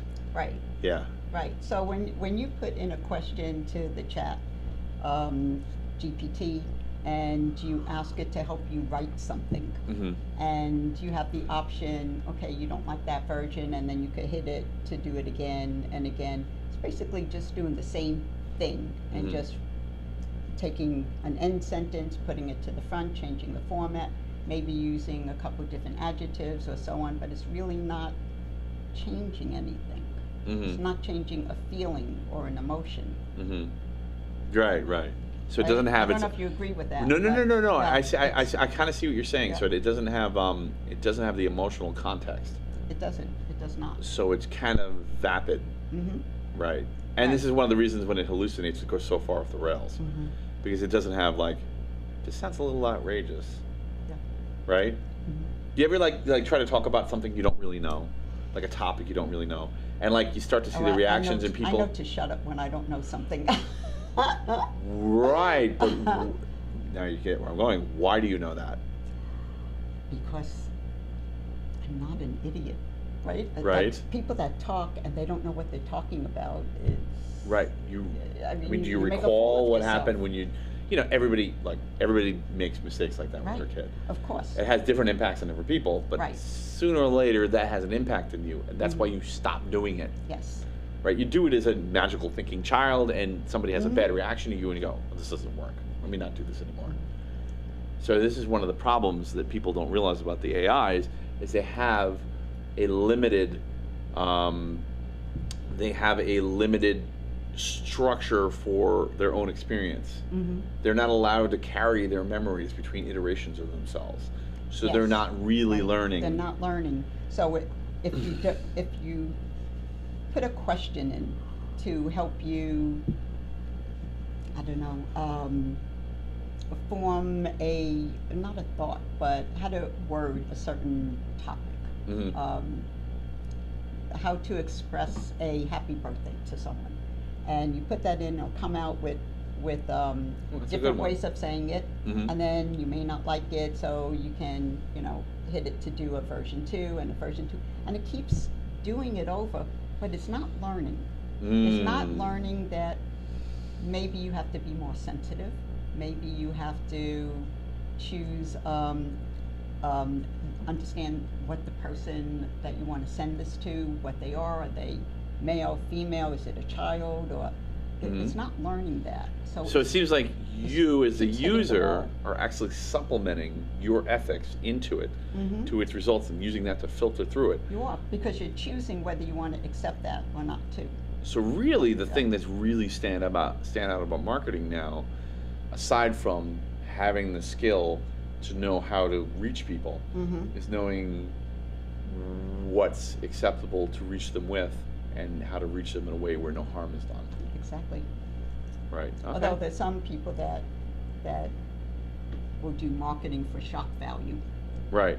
They say, well, that could bad marketing or bad publicity is still good, but I mean, I'm not even against. AI even knows that. Yeah, I wonder. Do they know that? It's a shock value. Right. Well, that'd be an interesting test. If someone's got Chat GPT fired up, try to ask it for a shock value. That's but again, interesting. What would come out of that? Right. Well, the problem is, like, look what I was doing before with the dystopia report. I had a message I wanted to say. I did walk the line. I don't think I crossed it, but if you don't have ethics, how do you walk the line? That's right. And if you don't walk the line, how do you push forward? Right? Well, I mean, you're not really making progress if you're not challenging things. Right. But you're able to make a sound decision based on your ethics. Right. Because that's how you're on that line where you're doing something useful. You're at the edge of acceptability. I guess, like, to put it in terms of, if you don't know what an Overton window is, an Overton window is the name for politically acceptable speech, right? And it's it's like a bubble on a political compass, and as long as you're within there, people are going to tolerate you. And, like, for one of the things that comedians are really good at, if they're good at being comedians, is walking the line of the edge of the Overton window. They know how to walk right up to what's acceptable and not go further. Right. Which is probably why maybe that's one of the ways to test the danger is humor of AI. Is this AI getting too smart? Can it do humor? Oh, that would be good. I like that. Almost like a Turing test. I like that. Right. And likewise, if you want to use humor in marketing, good luck letting the AI make the decisions for you, because it's gonna go way past the line, come way back behind the line. And the thing that makes you valuable as a marketer is your ethics. So she knows how to do it better than you do. So I think, this has been my experience. So, look at the people of the show, right? They're totally pumped about this. I know we had a topic we wanted to talk about, and I didn't want to segue too far from that. But I wanted to get into AI. I love AI. This is a great conversation, and it was like you set me up. I'm like, I have to roll with it. So I'm sure people are asking, what is the state of Area 22? It's been pretty quiet, and will it be back? How will people know if if your studio comes back, or what's happening? So it's still up. It's there's on Facebook? It's on Facebook, yes, and some shows on YouTube. There's some changes going on, possibly, and but there's some other things going on. Of course, I do encourage everybody to go and see your show. It's still up there. What's up? On Area 22. Yeah. But there's going to be some really interesting things that I will be talking about and launching, and people just have to stay tuned for that. Okay. Yep. All right. So they'll just, if they stay tuned, and you'll reach out and Absolutely. send a message out. Oh, it will be out there. Yes. Okay. Yes. Awesome. Yeah, I had a really great time there. I've said on this show repeatedly, I miss you and Steve, like your family. Your family. Yeah, I think so. I think, you know, I miss you guys. I mean, Steve is, I'm just a snark. Steve. Just Secret Steve and the snark. Yeah. And I mean, I'm doing my own engineering, but I mean, I'll be honest. You're doing a great job, though. Oh, thank you. Yeah, I'm really. It is distracting from the show. You know, it does distract a little bit. You know, I'm trying. All right, I'll actually build on the experience in the past. I never originally. I don't even know if you know this. Originally, my plan when I had the idea to do this podcast was I was going to do it on my own. Actually, a lot of this gear is old. A lot of this gear I had from when I first came to Area 22 and came with you guys and started doing the Technocrat Live there. But I heard about it, and I'm like, I want to do this instead.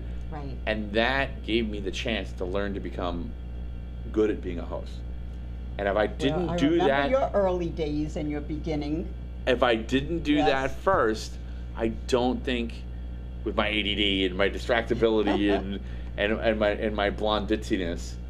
Yes, I'm blonde. I can make fun of myself. I can say that because I'm blonde. Yeah. And my blonde ditziness, that I would be able to focus on the technicals of what's happening with the program and focus on my guests and give them both their needed attention. Yes. So that trained me and made me into what I am, and that's why I'm here now. And I'm glad. Yeah, I mean, so I couldn't have done it without you.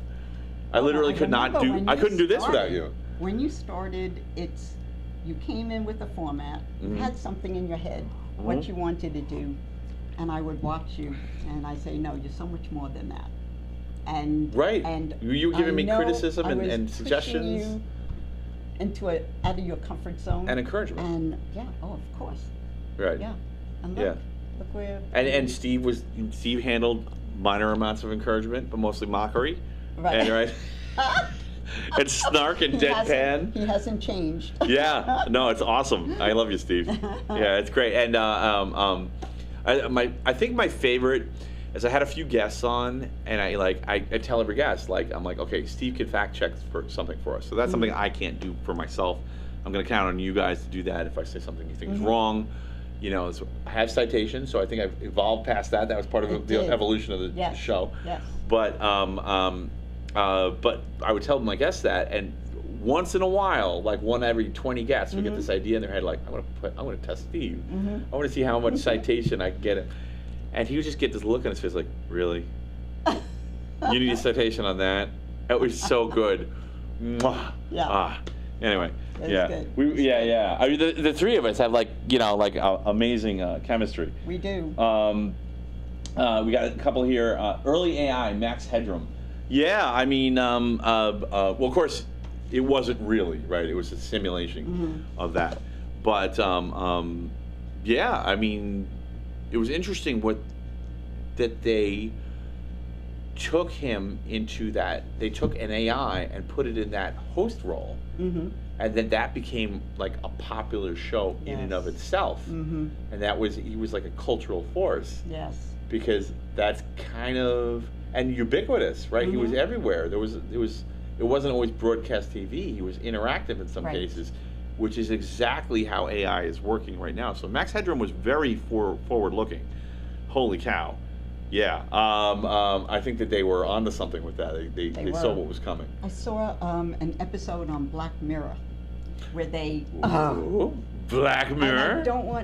No spoiler. So we can't do season 6, but you haven't seen 6. No, I'm not up to 6 yet. Okay, cool. But there was one. I think it was in season 3. The puppet. The puppet. Remember the one where he was doing all the talking, the right. The puppet ran for office. Yes. That's what this reminds me of. Right. That Headroom. Max Headroom? Yeah. Yeah, Yeah, you know what? it You're does. right. He became a cultural force. Yes. And even though he wasn't a real thing, so like because it was a property of a company, but it's winning an election, literally Right. a puppet, which was scripted by an actor in the back end. So in that case, it was an AI. Right. It was a human behind it. But was the human the one who won the office? It won. We're gonna spoil it. It won. It did. It did. Yes. And everyone's like, who's the actual? Who is it? Whose identity was it? Right. I know. It was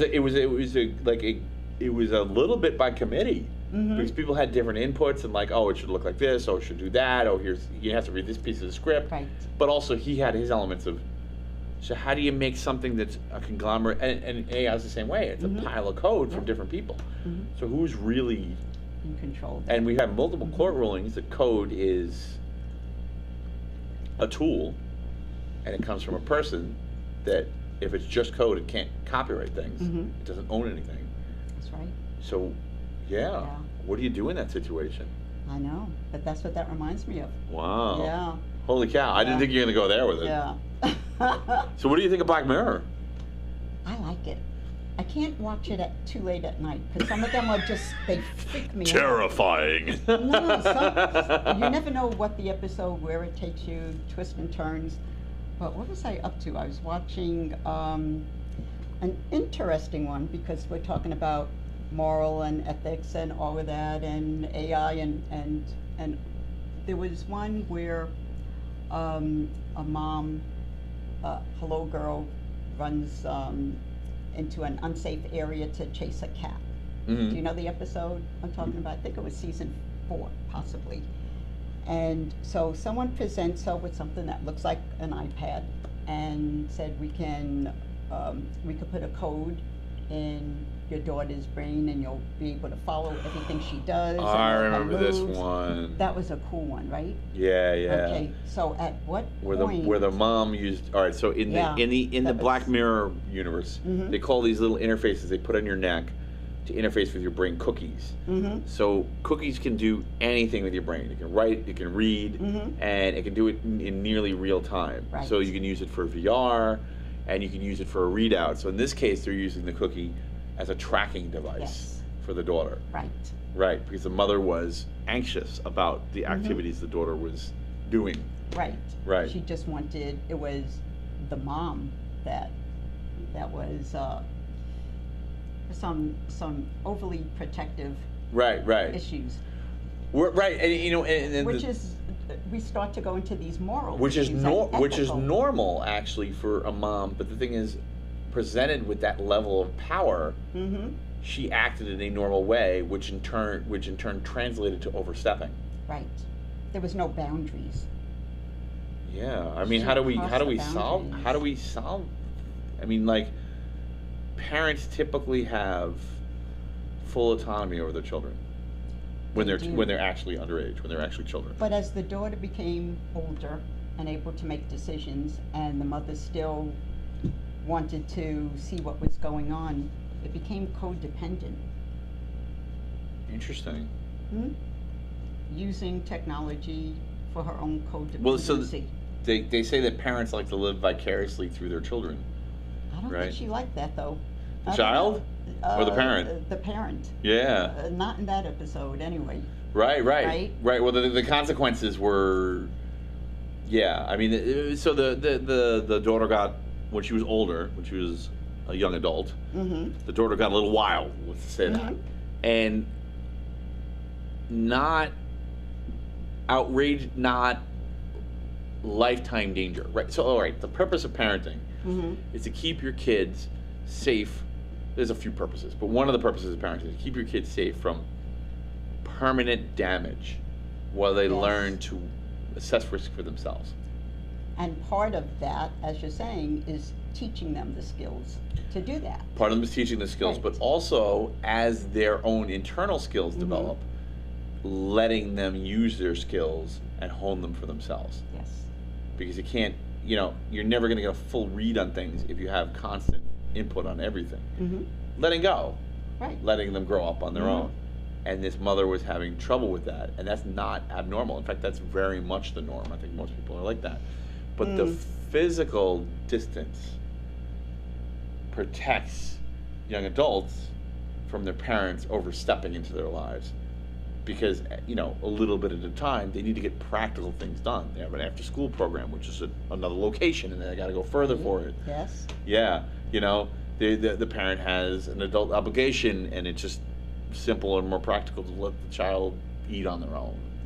Right. And go to a restaurant on their own, or take mass transit on their own, or sleep over a friend's house because it's more practical to sleep there after a big event. And eventually this slowly stretches that connection until they're really doing their own risk assessment the vast majority of the time. Right. But the mother was involved in a risk assessment in a new way. Right. So as a parent yourself, and I'm a parent also, I would prefer... Parents. Yeah, to parents, definitely, to parents. I prefer to build a relationship with my children where they can, with understanding safety and morals and so on, and learn and take chances with certain things in life, but always know they could come to me with that. Right. And I'm not going to judge them. So in this episode, that was taken away from the daughter, that trust level. Right. Right? I mean, her daughter wasn't able to come back to the mom and say, what do you think about this or that? Because the mom was getting in. Oh, so there's a double penalty. The first penalty is that the daughter's growth was stymied because she wasn't able to make her own conclusions and form her own risk management. But the double one was part of that risk management that a child develops is knowing when they're in over their head and knowing when to ask for help. And of course, a young adult, what's the first thing they do? Go to their parent. And now she lost that too. So she lost twice. Right. And I mean, like, so remind us how it ended. What did the mother? Or should I? Okay, so the. Oh, we got. You're a helicopter parent. Yes, doing this right. You're absolutely right. Yeah, helicopter parent on steroids. Right. Pushes the boundaries of privacy. Her daughter couldn't make her own choices. Kids have to make mistakes to grow. And we're getting that feed on Odyssey. Right, and even if they make, and even that's on Odyssey, and even if even if they. That on Decide. Okay. Yeah, it's there too. It's just right. have the video covered. Yeah, I hit pause, but it's there. Okay. Yeah. So. Yeah, I mean those are good points, and I mean the thing is, like, even if she didn't get to grow sufficiently, but also at the same time she had no mechanism really to gauge when she was growing. Right. Right. Because until she left. Until she left. Right. The only way, you know, and one of the tragedies. There's several tragedies in this, but one of them is they lost the relationship. Yes. Yeah. So those moments where, like, you just needed, like, hey, I've never seen this before. Have you ever seen this before? Like those rare outliers that, I mean, I've got a few recently in my life, outliers that have really affected me that I didn't see coming, that I didn't appreciate the risks. And, you know, I miss my mom. I wish my mom's passed away, and I wish I could ask her about these things. And you know, discuss them with her and get some feedback. She was a smart woman. She had an MBA. She knew that she was worldly, you know. But I can't ask her. But that's because of death. But in the case of this character, it was kind of like a death, but caused by, you know, the emotional violation of those boundaries. Right. I mean, this is a person. Just because you're, you know what it is? I know what it is. What? People mistake. And this is great because I'll tell you what the source is on this. People mistake kids for idiots. They're not idiots. They're just inexperienced. Yeah, that's true. Yeah, you know? I agree with that. Yeah, I mean, there are idiots. Right. They do exist. But presuming the apple doesn't fall too far from the tree, and we're using relative measures, your kids aren't idiots. No. Yeah, they're just inexperienced. Right. And you know who it was? They It was need to actually, learn. it was the Upside Down Show. Ah. The guys who did the Upside Down Show, Yeah. they had an interview, and they just had that one season and a half. Really great show, by the way. It's actually fun to watch as an adult too. Right. You may be like, this is a little immature. They do. I don't know if you know what it is. Yeah, I watched it. Oh, you Yes, watched I it? watched Yeah, it, these two yes. brothers. Yeah. Yeah. And they do imaginary scenarios. They kind of do SpongeBob's cardboard box all the time, and everything's just imaginary. It's Right. really a lot of fun, and you would like think the premise sounds insane and not that good, but it was really amazing. It's too bad they didn't figure out a way to renew them. But when they were interviewed about it, they're like, "Look, people think kids are idiots. They're not. They're just inexperienced." That's right. That's where that comes from. Right. Yeah. Yeah. Yeah, that's true.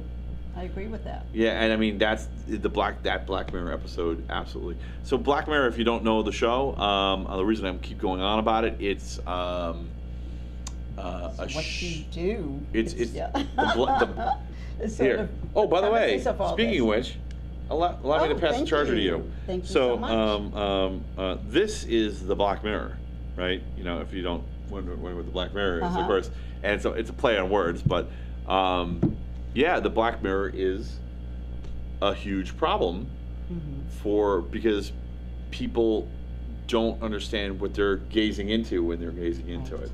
Right. And where was I going with this? Oh, yeah, the kids and I'm having a blackout moment. You know. You? Yeah. Coffee. It isn't that. Here, wait. Cheers to that. It isn't the Technocrat live until I get vapor lock. No, but basically, what you talk about on your show, which is a great show, always has been, is a lot of the topics that Right. episodes are about. When technology right. races ahead of our ability to measure ethically Right. how to use those technologies and when we shouldn't. Right, which is the AI that we're talking about also. Yeah, absolutely. Yeah, and they don't. It's Right. funny, they don't get too much in. They did that one episode with Right. the politician, but it wasn't really AI. But yeah, I mean, they really do get into that. Right. And Very cool. if you have a favorite Black Mirror episode, please let us know and we'll discuss it. Just not season 6. Please don't put any season 6 spoilers in the comments because I have a 1-month spoiler rule in here because people are busy. After 1 month, you're out of luck, you know. But What was your favorite episode? I'm only. I don't recall the I only name. did season 4, so. I don't recall the name of it, but I think the one that hit me in the gut the hardest, like as far as adults making decisions about technology, was the one where it was the snow globe one. You know, you'll know what I'm talking about if you've seen them.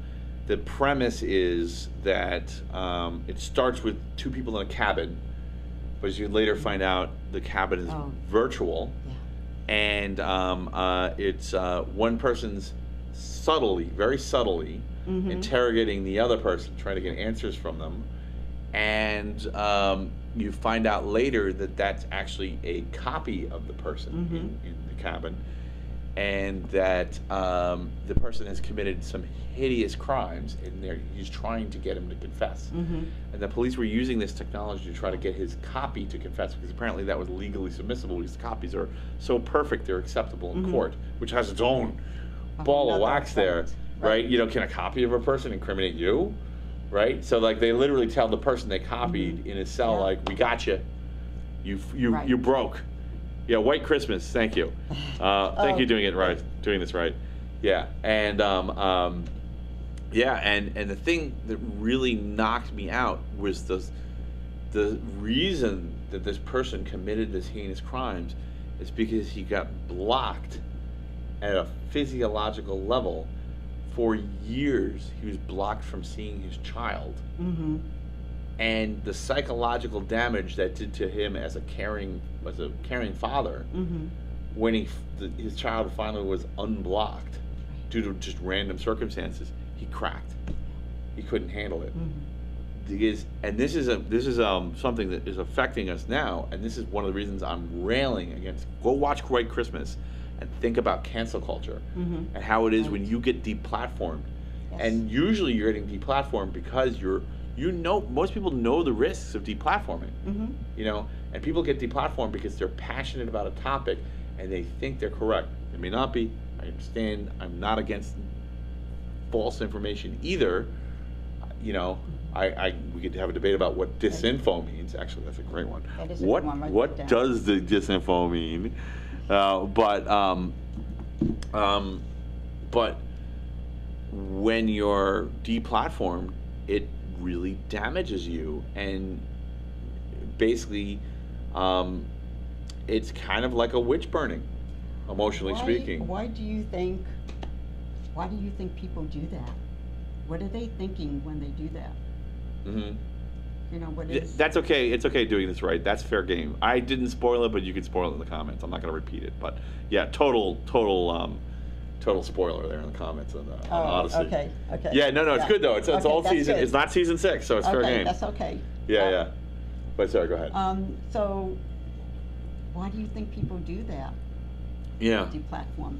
I mean, why? Well, I think this is what I was saying about before. Mm-hmm.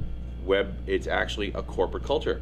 Mm-hmm. Web deplatforming is how corporate culture of Web 2 companies created cancel culture. Cancel culture didn't exist until the internet was around. People were actively using the internet to interface with each other in using older technologies like AOL chat rooms and MySpace and things like that. Yep. Right? It's not, and chat rooms. Instant message like there were chat rooms all over the place. Lots of people used them on a regular basis. Even if you go back far enough, IRC. Yep. Right? Or the chat rooms before that. You know, but or even email. People do email chains or web rings. You know, people were interacting with each other. But the problem came with the Web 2, with all the metadata was centered, and now they some geeks directed by some manager or decision makers made the decision to start deplatforming people. And that, I think, really comes from a combination of kind of this ethics by committee and ethics by gigantic organization, be it government or corporate. It's a corporate culture. Yeah. And that's where cancel culture really is. So that's where that blocking comes from. And I'm not saying it doesn't have value to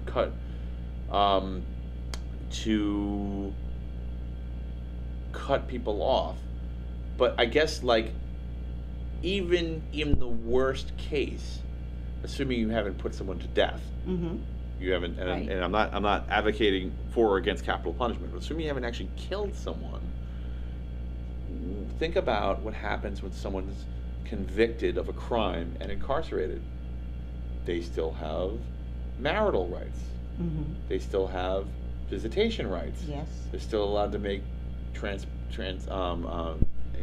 information back and forth in letters. They're still allowed to make phone calls under limited circumstances. Right? They're not allowed to conduct business, but they can still interact with people, and they can find closure. They can explore their relationships. They can maintain their relationships. They can grow their relationships. Right. When someone is cut off, when they're deplatformed, I'm using deplatformed specifically because blocked could imply blocked in a context, but deplatformed is just deplatformed. You're gone. That channel is closed indefinitely. Completely.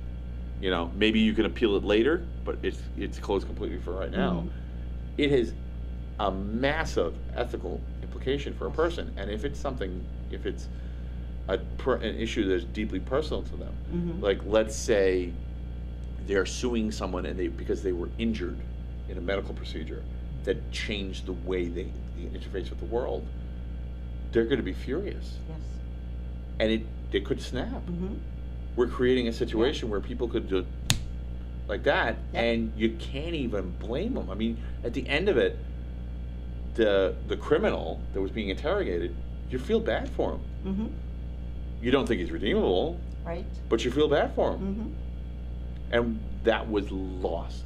It was lost to the system. It was lost to the police.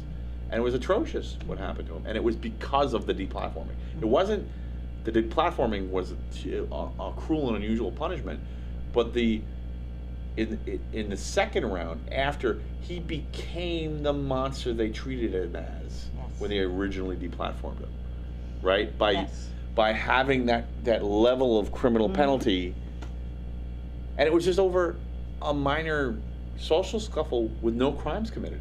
Mm-hmm. It was just the potential of a crime that caused the block to happen.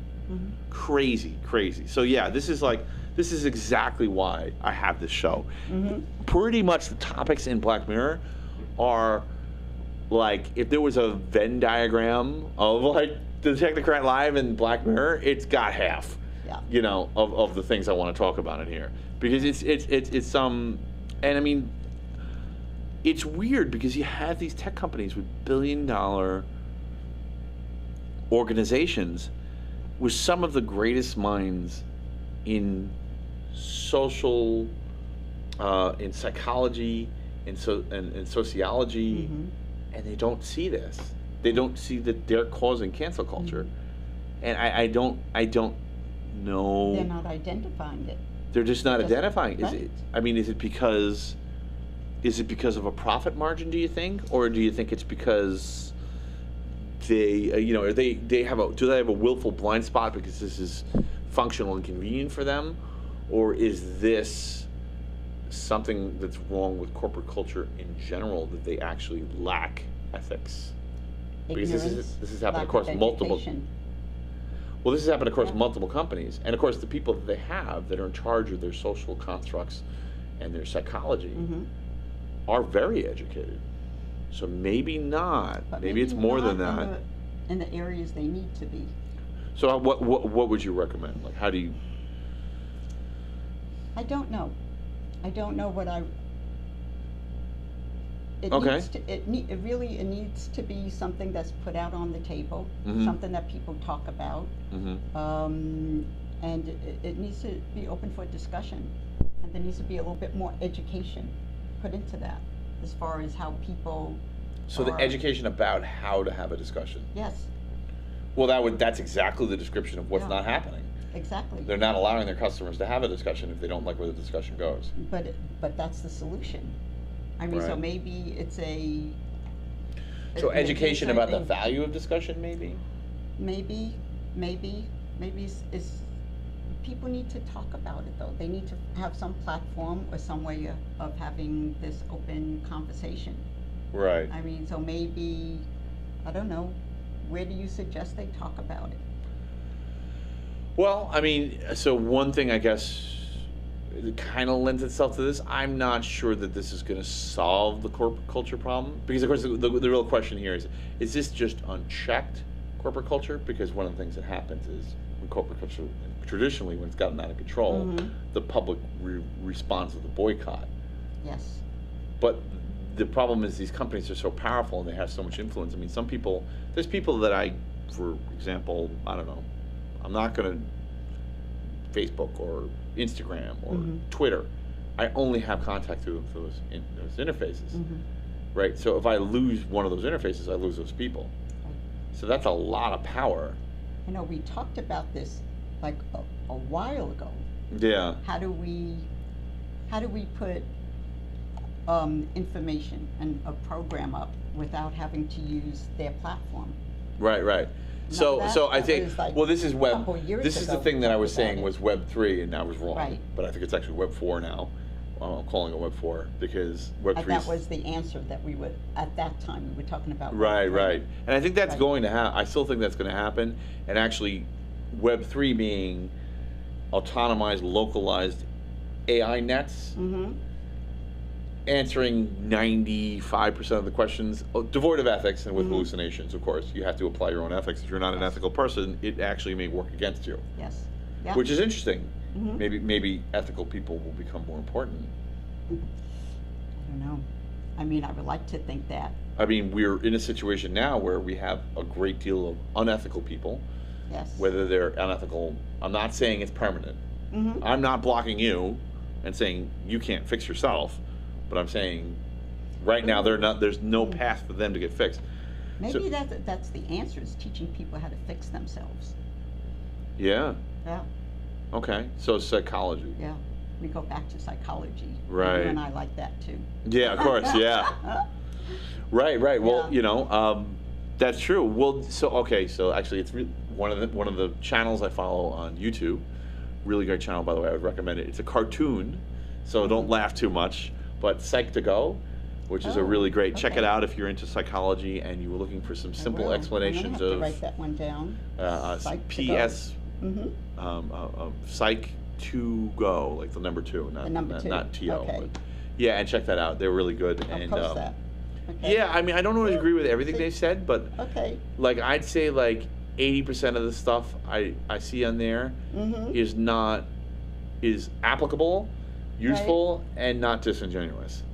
On And YouTube, they right? crank out on YouTube, and they crank out videos pretty often, and their goal is the accessibility of psychology, right? You know, Right. and they just have silly little cartoons, but they actually have fairly intelligent Is it scripts. accurate? I think it is. You do? Okay. Yeah, I think it is.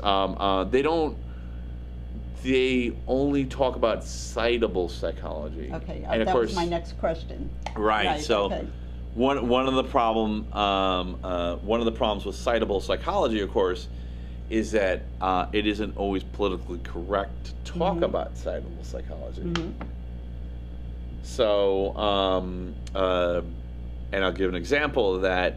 One of my favorite examples, but of course, so I have I managed to bring it up every damn episode. I have a series of novel scientific theories I call the civilization gene, or Civ gene for short. And it's based around the idea that human beings we at some point branched from psychopaths. And it's kind of genetic archaeology, but I'm doing it through social. I actually discovered it through social means and looking at the social structures around the study of psychopaths, and then was able to kind of like work backwards and come to conclusions. I have predictions, so which we have not been tested and would probably need a fair amount of money to do, so no one's done it, but I do have predictions. I'm following my own standard for science. You know, I have predictions on that there are there's actually measurable fluctuations of the number of psychopaths in society, and that there's this kind of like kind of two-breed system going on. Anyway, so one of the things I learned early on from Hare is Rich Sienna says ISN. I'm not sure what that means.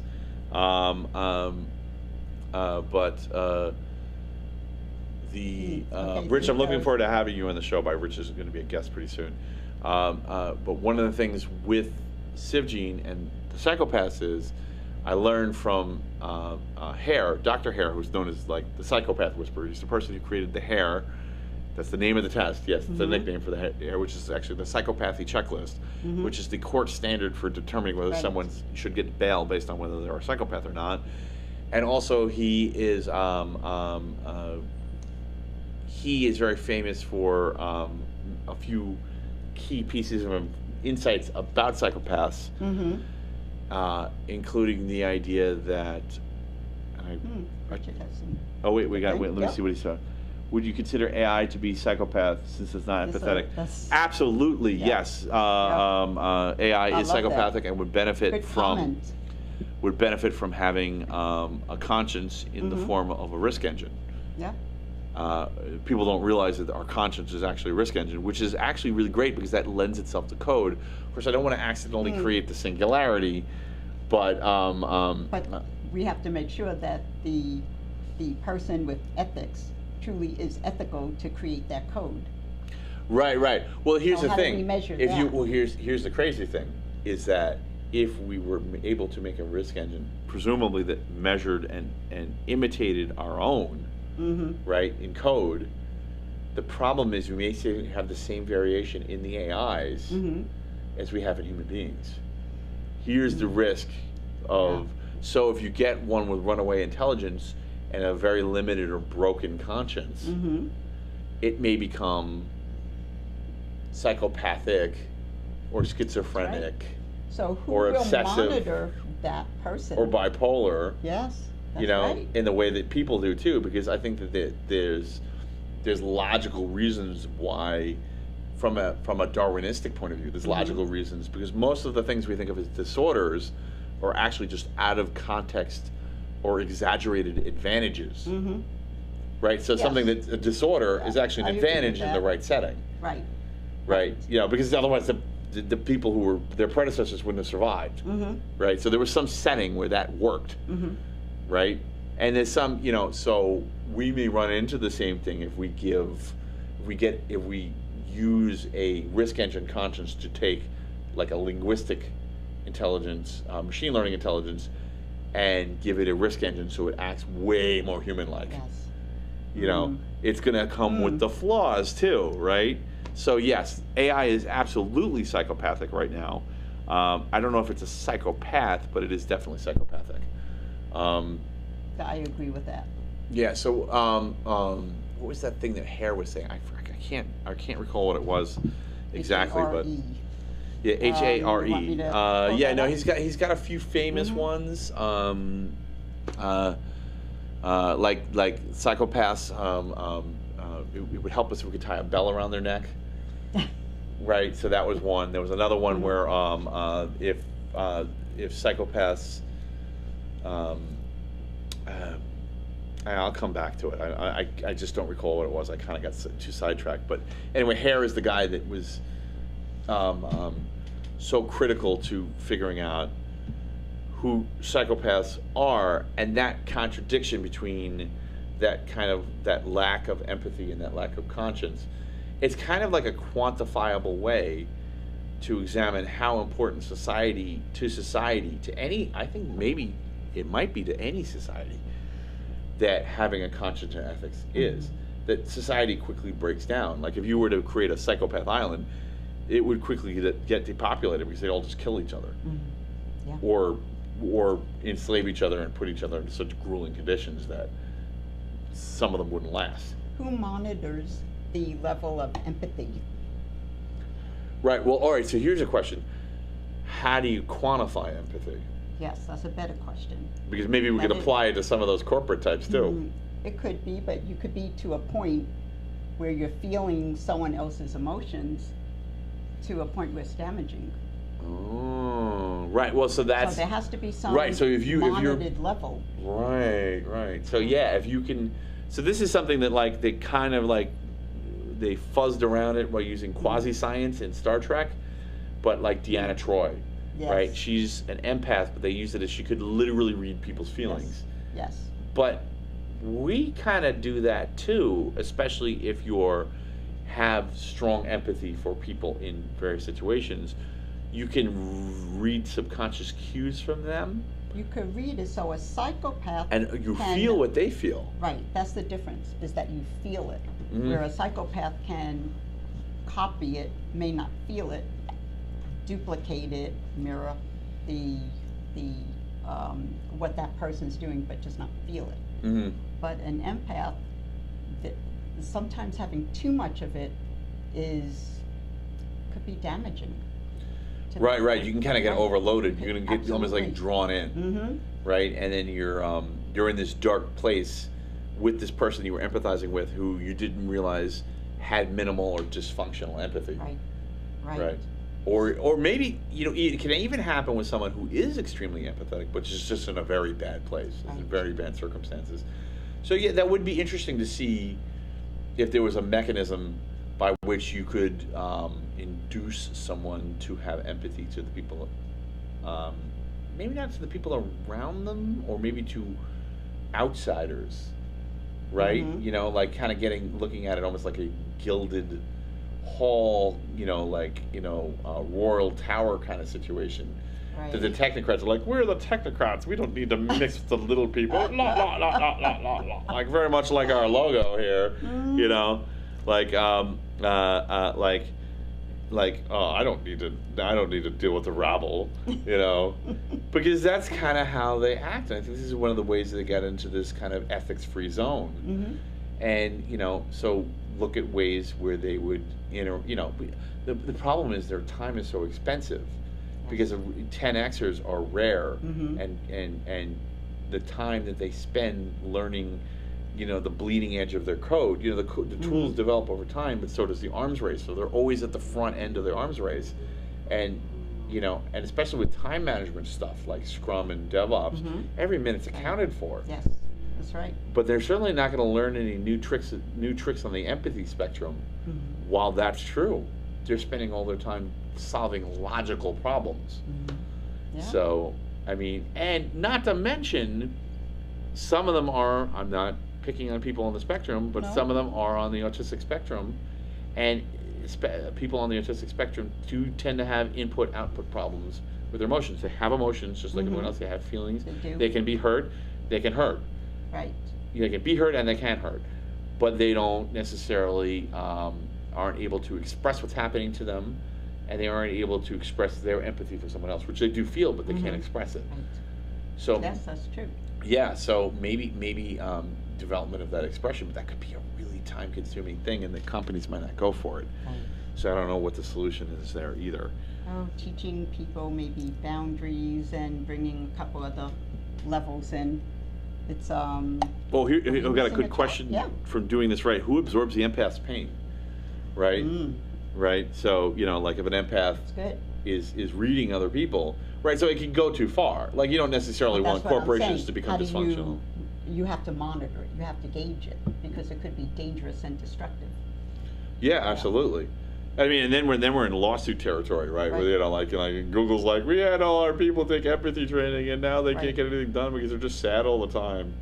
That's right. You know, so maybe all right. So it's funny. Everybody makes fun of Google for having a childish work environment, but maybe that's what they were trying to do. Oh, could be. Yeah, right. I mean, they used to be like back in the don't be evil days. They had essentially adult playrooms Yes. where people could go and vent, and you know, and maybe it was an attempt to up their level of empathy, but the top down corporate culture just started eating into that, you know. Right. You know, and then it got to a point where it was deprioritized. But yeah, of course, yeah. I mean, it makes me like want to make fun of and tease people who are, how should I say,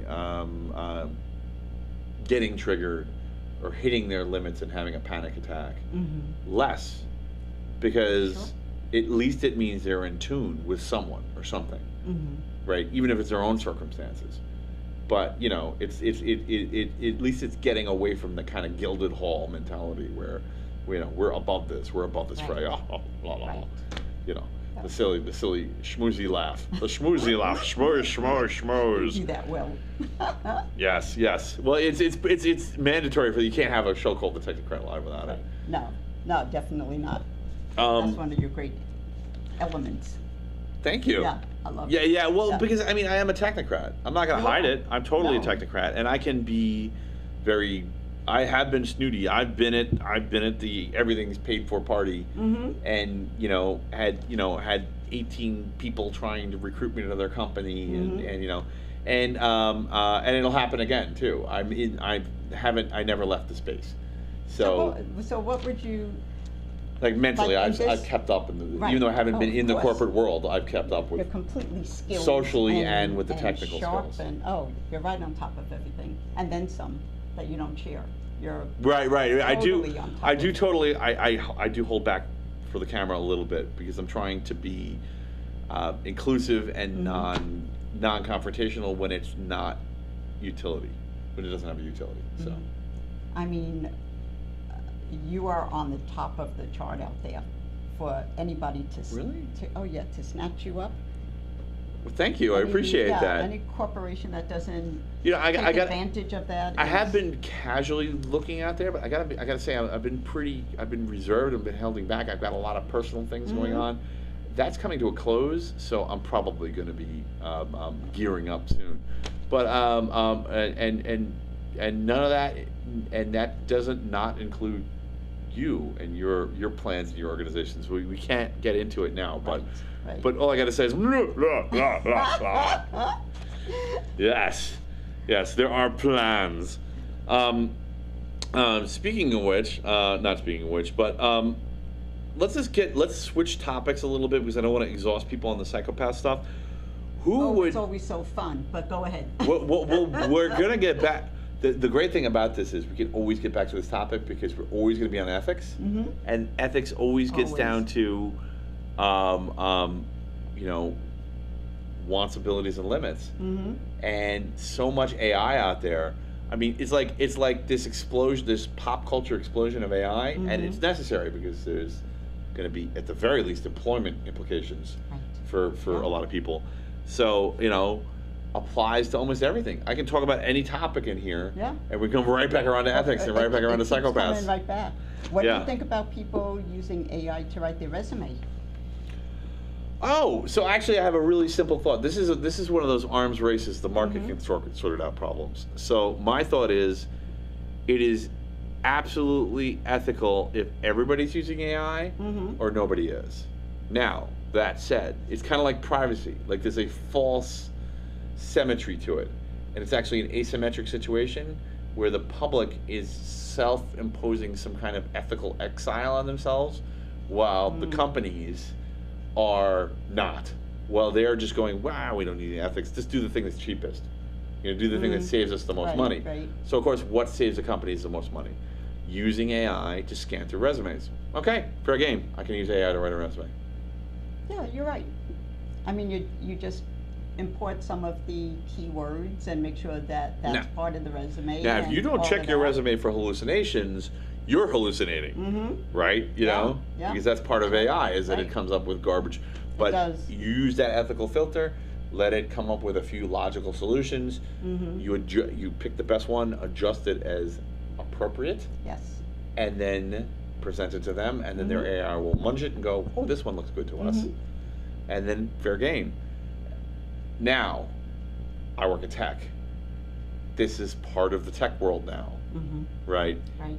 So the really weird question comes in if you get someone who's writing their resume with AI, and AI scans it and approves it. So now this person's in the AI Right. inclusive space, Mhm. and then they're given an edict from corporate. You are not to use AI for anything Yep. because you're sharing our intellectual property in contrast to your NDA with OpenAI. That's the company that runs ChatGPT. Mm-hmm. You're violating your NDA if you use AI. So they've hired someone that was input-output AI, garbage in, garbage out, Mhm. and now they can't do the job because AI is part of their Right. brain, but it can't be anymore. Right. And So Stephen and I were talking about if that. you have a Uh-huh. company, you better can watch your HR department Mm-hmm. that they are not using AI to scan resumes, because Yeah. what that AI will favor the resumes that were written with AI, and then you're going to cut that person off from that part of their brain, and they're going to be bad at their job. How cool is this? You write it with AI. They're using AI to read the same crap that's coming in and out. I mean, it's the irony of it. Right, yeah. It's- Well, the funny thing is, the companies that don't have an ethically coherent policy Mhm. are going to be taken to the cleaners. Yes. Absolutely. And this is one of the specific ways that right now, this kind of weird world where everybody's karma is coming around full circle Mm-hmm. is getting us, right? And, you can't, and if your Yeah. company literally can't compete because AI, you have a trade secret centric model, Mm-hmm. which lots of companies do, Right. There's different kinds of intellectual property, right? And they're like, you got trademarks, which are very public, but you have to defend them. You got copyright, which is everything's inherently copyrighted, but it needs to be created by a person. And then you have trade secrets. Is like, well, if we, we have patents, which is like, this is a novel invention. The patent office certifies it, and then it's ours. And it usually gets thrown in a war chest. Nothing gets made with it. Mm-hmm. But then finally, you've got trade secrets where nobody knows what the heck you're doing, and it's a secret formula. Like, why is this chicken so good? Nobody knows the herbs and spices, Right. right? Yep. But the problem with that, the herbs and spices method, this trade secret method, is it's just a matter of time before a chemical analysis can just take a piece of that breading sure. off the chicken and goes bloop and put it in a vat and say, okay, it's this. So that's The Star Trek basically- tricorder. Yeah, I mean, but this is, and actually there was something that, an app that I saw that came out of Israel a while ago, looked almost like, and it worked with a device. So so you use something that looked like the Android here. It had the pen, and you could touch fabric or touch food or something, and it would break everything down and tell you what it is. So it's that And fast this was now. That fast. So think about, like, secret formulas were a thing in the Right. 80s. The formulas are going to be. I mean, that was the advertisement for KFC. Right. I'm not picking on KFC, but like. No, but it's a good you go- example. Right. Right.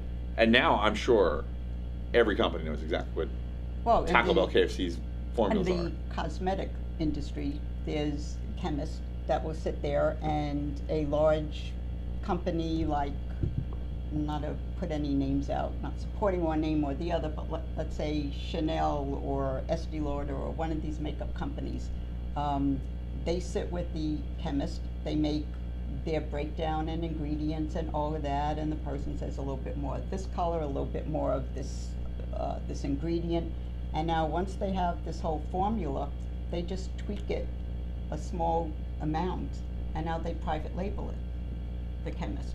Right. So once they have that breakdown, it's, yeah, Which is interesting because if you think about it, this has So got to how do you be, copyright if this can anything happen with to a that? $5 cosmetic, Mhm. it can happen to a $500 cosmetic. Well, it starts out. So what- So the what do product people starts really out pay? as hundreds. Yeah, They do, like they'll sell, you know, everybody thinks that face cream is gonna make them look younger or whatever, but they have products out there that are several $100s for tiny jars. And the person that develops it, the chemist that develops it, just waits, you know, what, 30 days or whenever they wanna do it. They can just alter it slightly Wow. and then repackage it and sell it. So so the interesting thing about this is, I'm sure, now not everybody's multinational touches chemistry, but I bet a lot of them do. Yeah. So a lot of these bigger companies already have a structure in place to deal with, say, trade secrets that are chemical trade secrets, and what to do how to avoid them being detected, but more importantly, what to do when they are. I mean, you gotta just change your business model. Yeah. And I mean, it's interesting because they have, here's where ethics comes into marketing, right? So they may decide, which I think is mildly unethical, to pretend to keep the price at $400 for the $400 cosmetic, even though they know there's a $5 clone out there, right? To recoup the costs or maybe just make gross profits. Right. But that has set them up to think that, okay, we just pretend like this isn't happening with trade secrets, but when the product is their own employees and their own employees' productivity, they've set themselves up to fail catastrophically suddenly when AI came into the scene because of this resume recruiter Sure. arms race. Wow, that's crazy. Yeah, it's crazy. So if you're not at least attempting to operate in an ethical space, you're going to get burned. Absolutely. Yeah. And that hasn't changed. It's happened for decades. Well, it has happened for decades, but it's always been true, but it just got much stronger. Yes. Because everybody's got employees. So this affects everyone. Right. Right. This is, everyone needs a labor market, Everybody. even if it's just as much. Even if you've got fully automated factories, you still need someone to run those factories, to sweep the floors, or maybe not sweep the floors, but to fix the robots that sweep the floors. At some point, it comes back down to a person. Right. Yeah. Oh boy, here we Always go. going to be a person.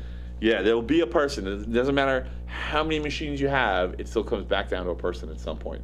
Because at some point, make the right ethical decisions and monitor all of this too. right. Yeah. Right. So what do you think about who should be liable? This actually segues even better than I was going to segue before. Who should be liable when a self-driving car screws up? Oh, yeah, that's a conversation I've had with people. The driver. Okay. Well, that's currently the legal definition. So here's the problem with that. The legal definition of who should be liable when the self-driving car screws up is that isn't really an ethical framework so much as a leftover from the 70s when people were blaming the cruise control, which did nothing but maintain its speed of the car. Not even adaptive braking like we think about it now. Like cruise control used to just be literally like a button and a wire and a switch. That's it. And you push the You button set it. and it sets the switch and that Right. pulls the wire on your throttle cable, and that's how fast you went. It wasn't even a Yeah. speed thing. It was just like a throttle position thing.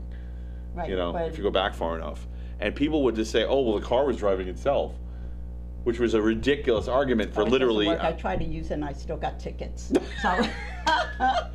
Well, that's because lots of people did that, and they made laws about that. Right. But the thing is, they're trying to apply this simplified law to a decision-making system, which is making decisions about pedestrians and vehicles and traffic lights and traffic laws and traffic signs and line markers and other cars and the state of the driver, right? So like you have a situation where, I mean, let's say a driver.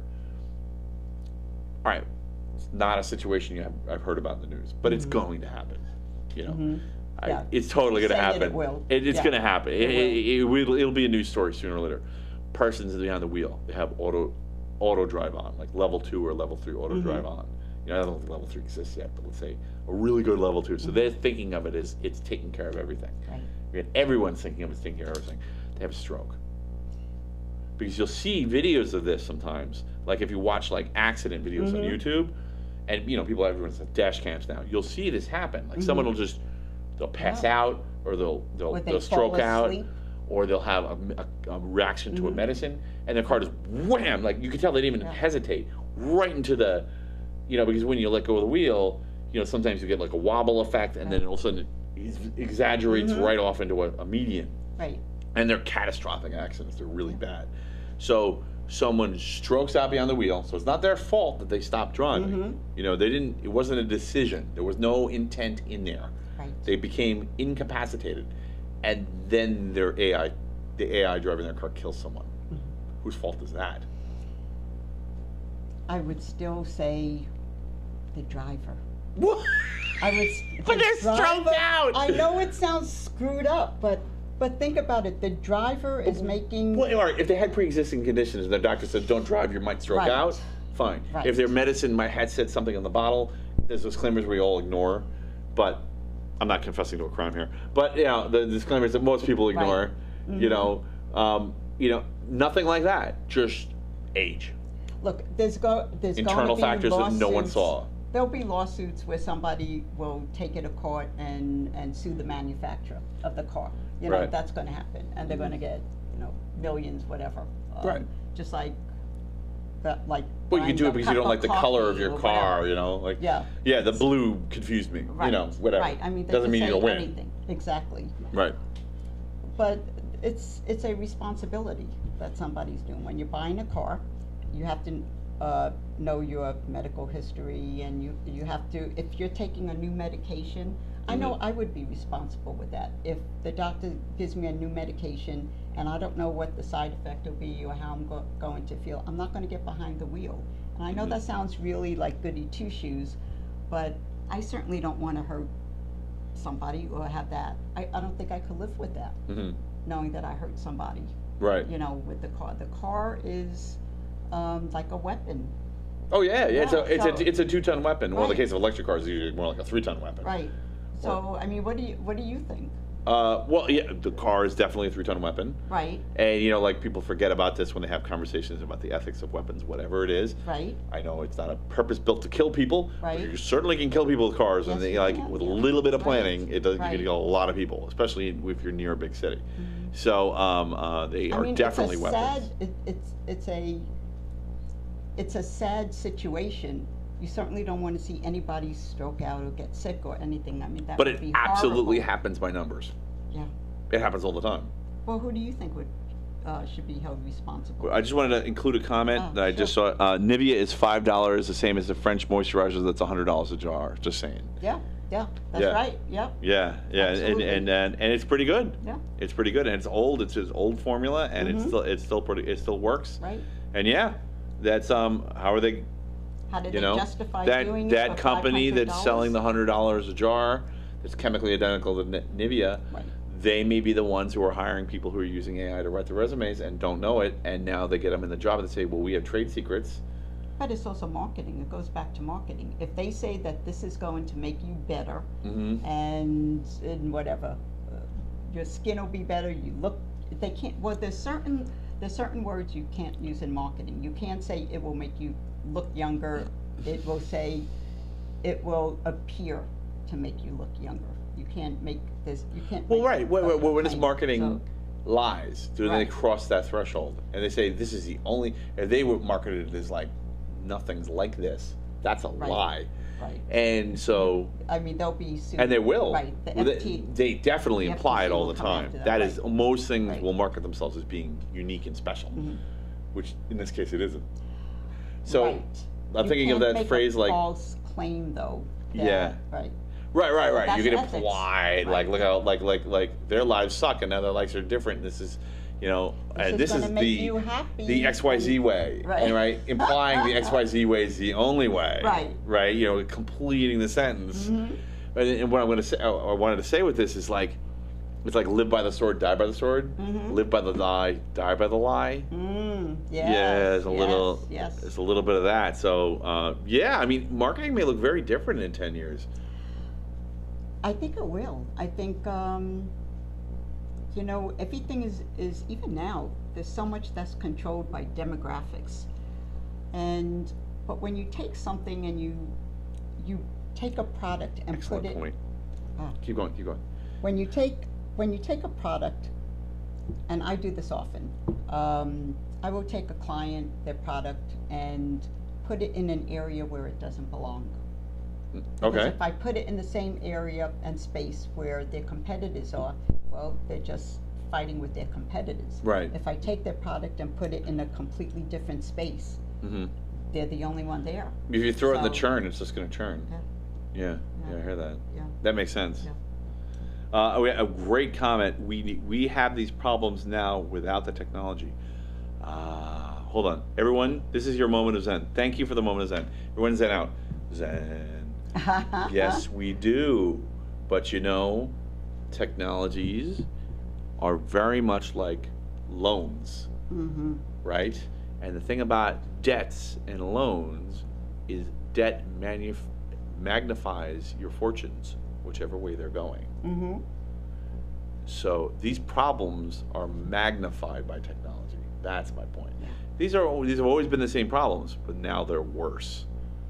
Correct. Yeah, and the fact that, and the truth is, we didn't, because it wasn't practical, because we didn't feel like we had to come up with a practical solution to, like, they just made a cruise control law to shut the people up who were lying and saying, oh, I thought my car drove itself. I thought it was Kit from Right. Knight Rider. Right. Yeah, I thought it was. It was a talking true AI intelligence that was driving itself. Okay, but they just they used it to shut up the crackpot arguments, but they didn't really solve it. Right. And now that problem is magnified. That's right. Yeah, and that's what I'm asking is that magnification. What are the consequences of that magnification? The operator of the vehicle decides to use the technology, then that operator is responsible for the use.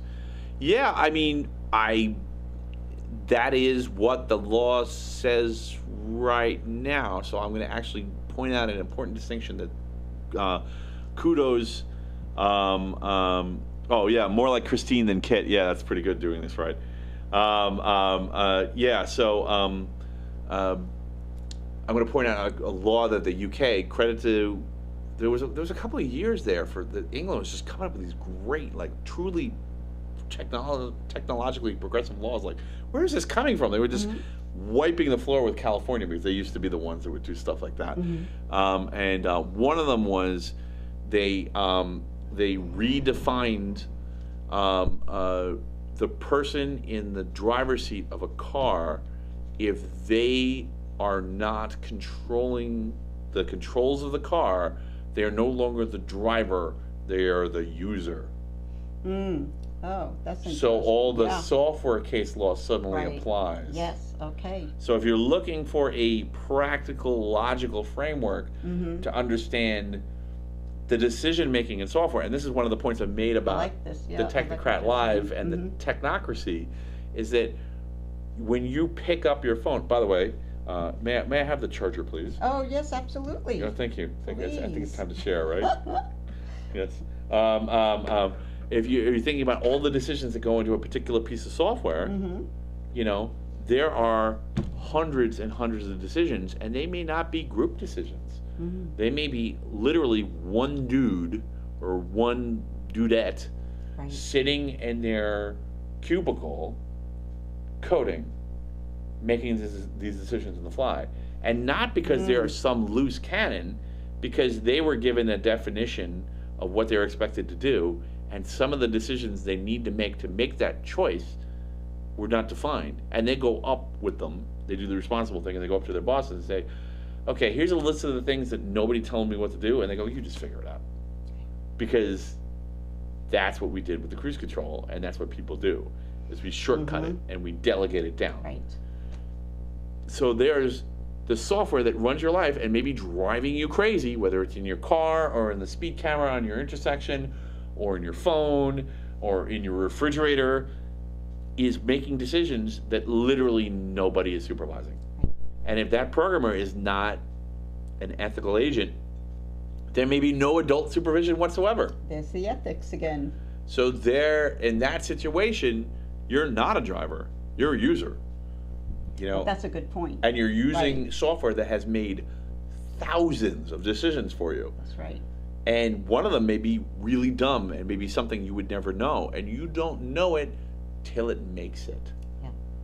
You know, you may use your self-driving feature on your car, and it makes all the right decisions for a year, and then one day it doesn't. And that's all it takes. Right. No, You know? that's eye-opening. Thank you. Yeah. No, you're absolutely right. Right, so It's the- like so- you take a vehicle that malfunctions, and then there's the recall, and to Right, but it's- see, the thing is, like, this is kind of like what was happening before with marketing too. This is it's doing to marketing what it was doing with technology is doing to cars what it was doing with marketing. Before, marketing would be, there would be a decision-making process. There would be a person, or maybe a couple people, or a few people, sitting in a room that made the decision. This is not an ethical choice necessarily, but it definitely did happen. Okay, we're going to use subliminals. Because that's going to boost our ads' effectiveness. Okay, what's subliminal we're going to use? Well, it's alcohol, and people associate alcohol with sexual proclivity. So we're going to write sex in the ice cube. Right? That was a decision-making process made by real people. Subliminal seduction. And if you put them, if you did the choice to do subliminal seduction, is something that if, I don't know, there's a bunch of unwanted pregnancies, and somebody brings this company to court after they see the message, they can make them testify under oath and sue, and at least get the answer as to why this happened. Right. But so we have a twofold. One, we have the part of the machine that won the war that's making the thousands of decisions that your car makes for you is lone people making decisions about what they think normal is. And on top of that, you have AI, which is just a Darwinistic machine learning process that's making decisions based on what just rewards it algorithm-wise, because this is an algorithm choosing another algorithm, and we have no idea why it did what it did. So it may just mow a bicyclist down, and we're like, "Mow." Right? What do we got here? If you use cruise control and set a speed tremendously above the speed limit and fall asleep behind the wheel, you're responsible. Absolutely. And that was the case that they made the law for. But the case now is not one decision, right? The only decision they made when they engineered the original cruise controls was, okay, how hard do you have to hit the brake pedal? You know, which is really literally like a physical switch, which you could adjust as a user, right? Like when the brake light comes on, shut the cruise control off, right? And it either worked or it didn't. But that's not it anymore. There's literally, like, even on the cheesy driver assist features on a car from the early 10s, there's thousands of decisions in there about lane keep assist and braking distance. And I mean, you don't have to just take my word for this. There's actually an open source project. Hold on a second. I'm actually going to open up bookmarks. Oh God, I shouldn't have done that.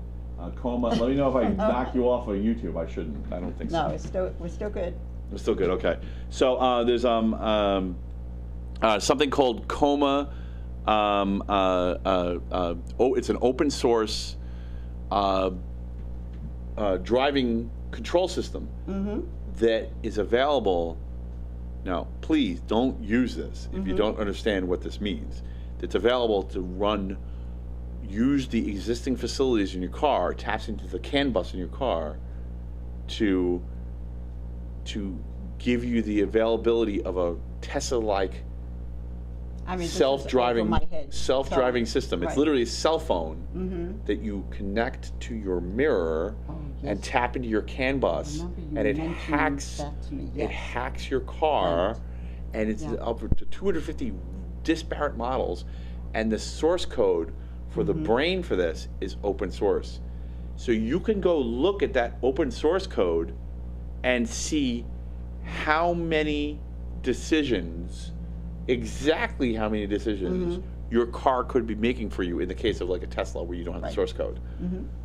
I remember you mentioning this to me. That was fascinating. Yeah. Open source is the reference model. Right. Yeah. Yeah. Open source is the reference model, and there are tens of thousands of decisions in a modern level 2, a self-driving car AI system. You're not privy to those decisions when that source code that makes those decisions is shipped from the manufacturer. If it's open source, I agree with you. Right? If you're using that open source system, I actually agree with you. In that case, it is the driver, the user, because they're also the administrator. Yes. They chose to install that system in the car. They are completely liable. But if you just buy a car and hit the button that says, we'll think for you, and you can't see what all those decisions making things are, and they're a trade secret, and they're a trade secret, you're not legally allowed to look at those. Right. You know, because you'd have to get someone to you'd have to coerce someone to violate their NDA to tell you what those decisions were, and you don't find that decision out until the first time it makes it and runs a bicyclist over. Is that your fault? No, when you put it that way, and you're talking about the software, magical and knowledge, the NDA and all that. No, you're right. Right? Yeah, you're so right. Maybe the way, if you really want people, I don't disagree that maybe drivers need to not just be users, but also drivers. But for users to become drivers again, it needs to be open source. Oh, bravo! Sorry. I just. That was very cool. Yeah. I don't know. Excellent. I mean, tell me if you think I'm wrong. No, that's, I think, a very valid point. So if you're just getting behind a car and more like Christine than Kit, yes. Yeah, exactly. That's exactly correct. Yeah. You precogged that. That was pretty good doing this, right? That was good. Yeah. Okay. So like that was cool. That if anybody was else, fun. anyone else wants to jump in on that, that's fine. Oh no, I lost my brain. My brain's on paper. Here we go. I got it back. Okay. So we talked about that. Oh, I do have a question for you. NFTs. So we talked about NFTs extensively last show. How have your feelings changed now that the hype has died a bit? Well,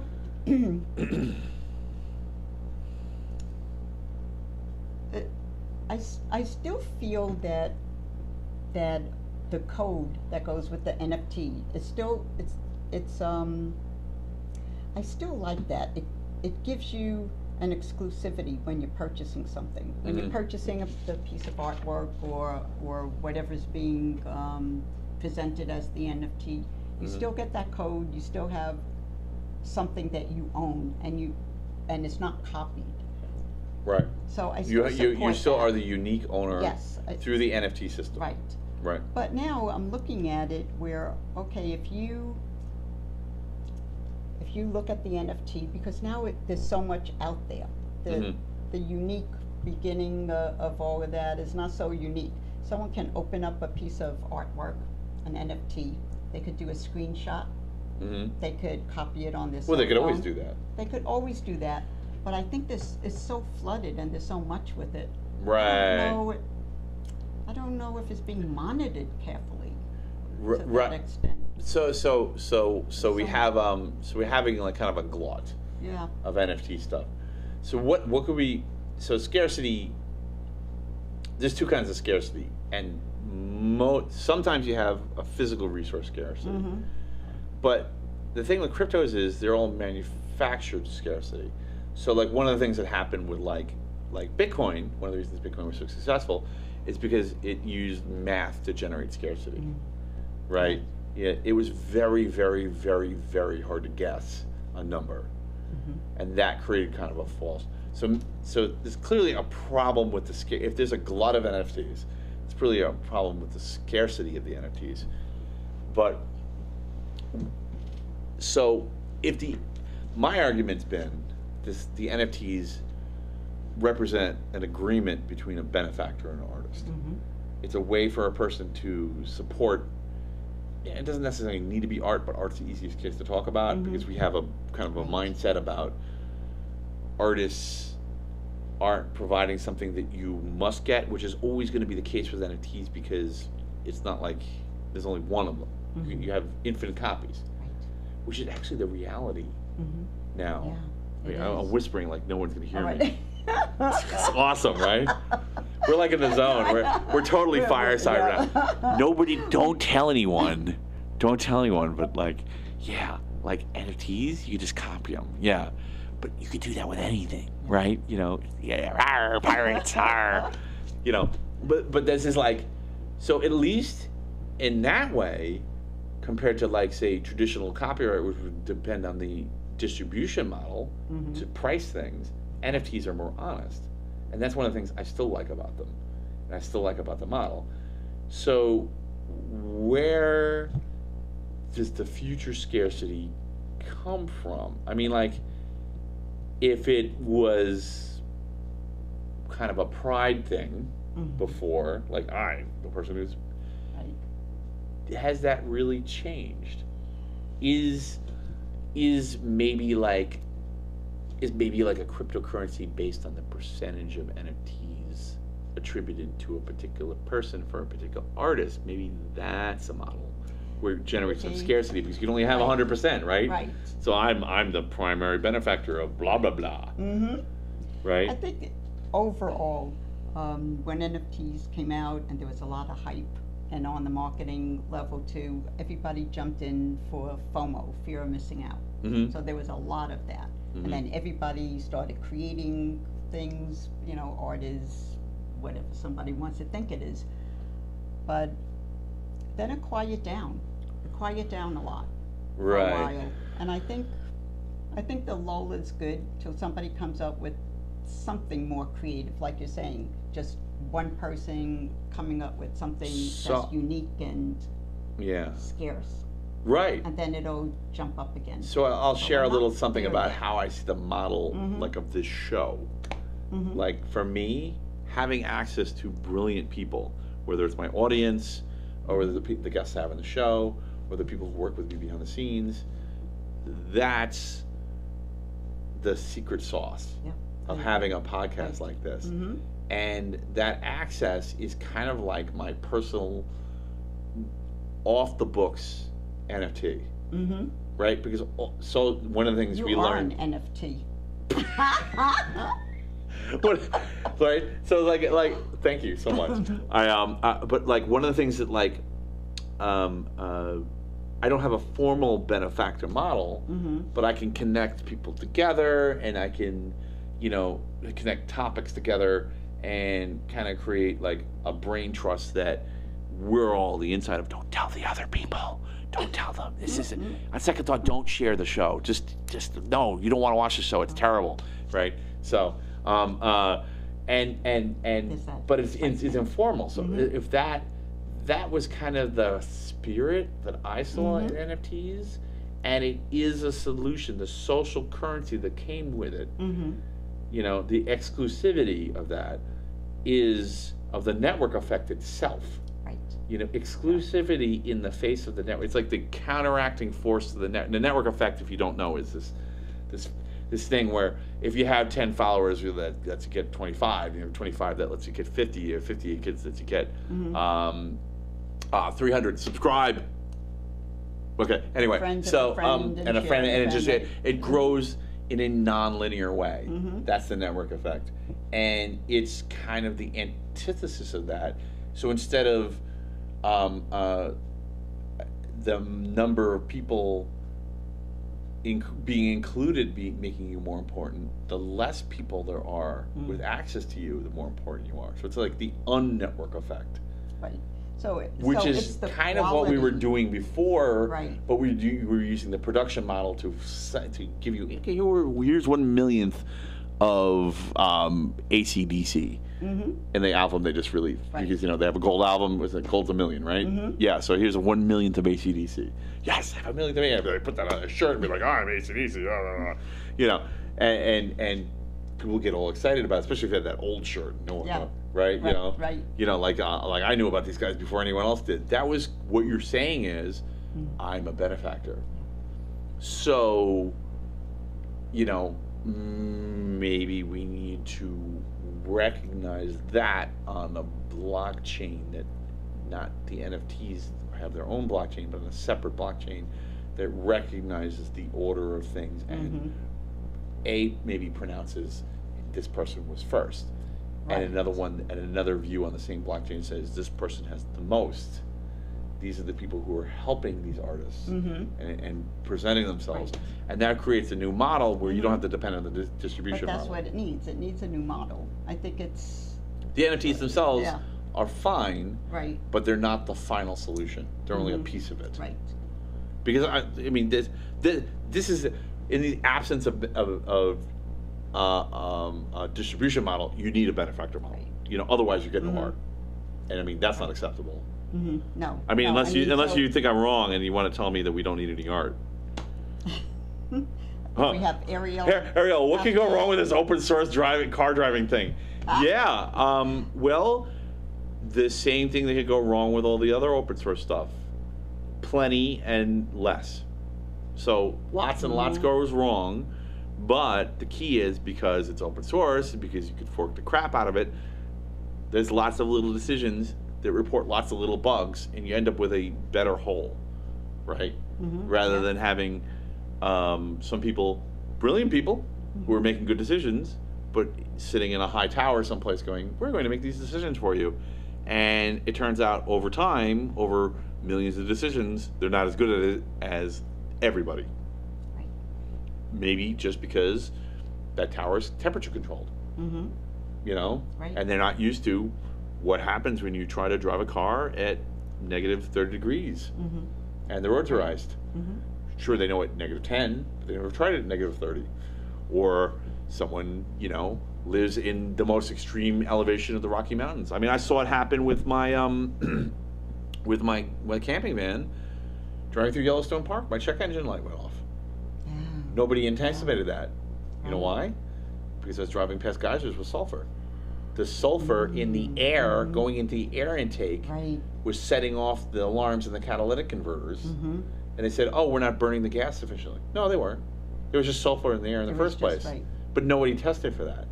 Because how many Ford engineers test drove that particular engine, that V10 in Yellowstone Park? They didn't. So they didn't expect the environment. So it was a missed variable. Right? They didn't, and of course they're not going to add a sulfur tester into the intake air to know. So they just have to blow a check engine light. That's it. Right. You just have to throw so many variables in. How do you know when it's enough? You don't. Yeah. Right? And it's being able to admit it's not enough. Right. One of the things that happens is that contradicts the marketing model. Right? So, we got in the USA, gold is 500,000, palladium is 1 million. Not sure what you're talking about, but okay. Maybe you're talking about catalytic converters? No, because gold is catalyst. Okay, let me know. Anyway, so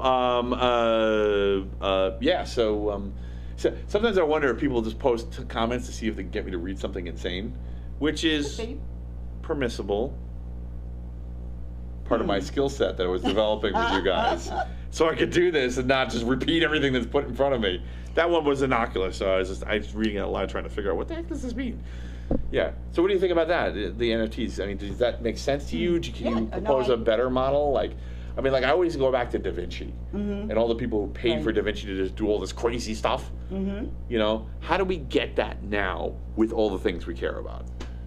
there's just so much right now. Everything is flooded, which is typical in the art field. You know, someone sees something new, everybody's throwing something out there with the NFTs, and we're just oversaturated with it. Mm-hmm. Things, and they're calming down a little bit now, and it's like you say, we just have to wait till there's a new model, people just take a break, Mm-hmm. and we just see what's going to stick to the wall. Okay. You know. Yeah, I would say, but you say don't give up But on NFTs. I You wouldn't think it's give too up important? on it. Yeah, I wouldn't give up on it. In fact, sometimes when things get real rare, right? Mhm. It's funny because like people will buy like the latest super hype sports car that's on every channel. Mm-hmm. Like, oh, this is gonna be the exclusive model. No, it's not. You know what the exclusive model is? The car that nobody heard about. Yes. And they ended up only making 3,000 of them because Right. nobody bought them. Mhm. That's the one that becomes super Right. rare. Yes.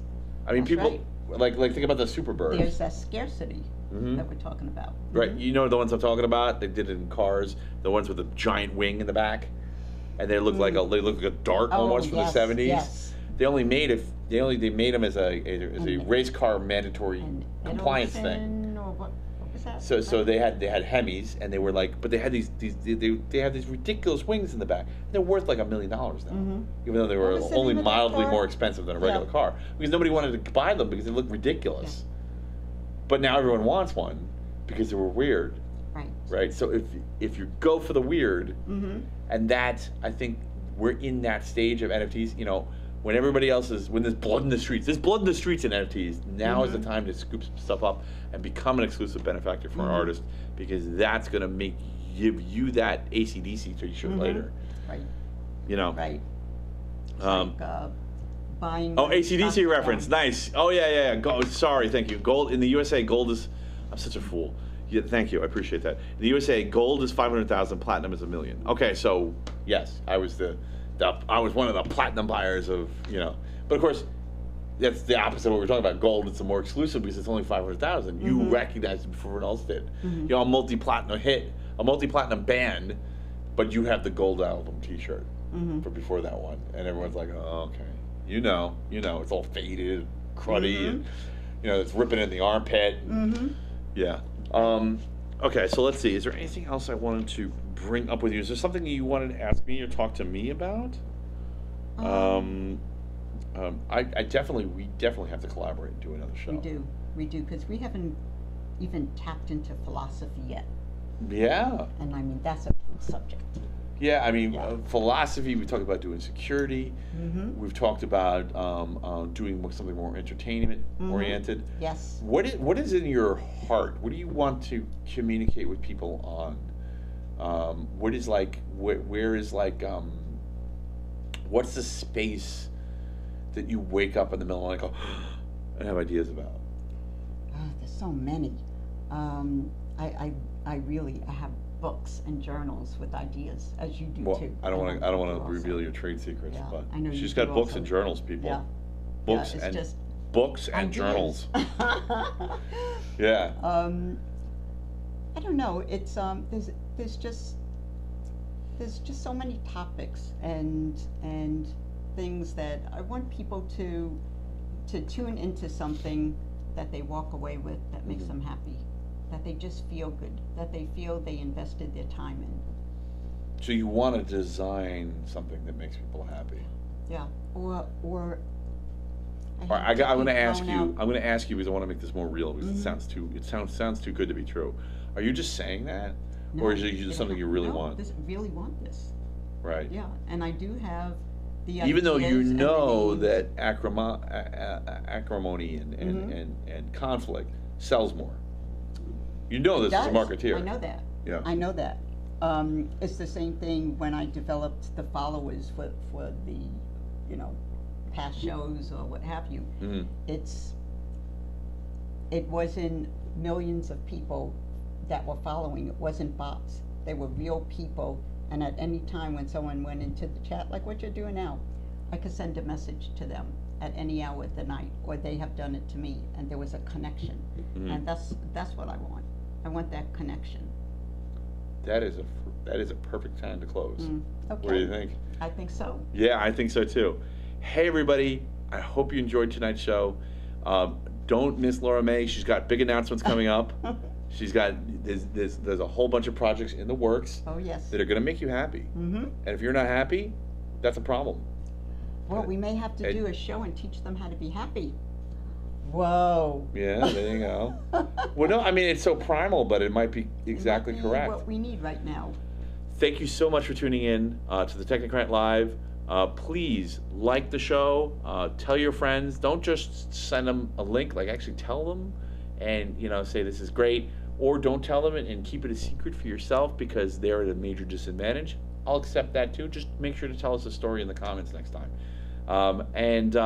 Please subscribe. That means a lot to me. Thank you so much, Rich. I appreciate it.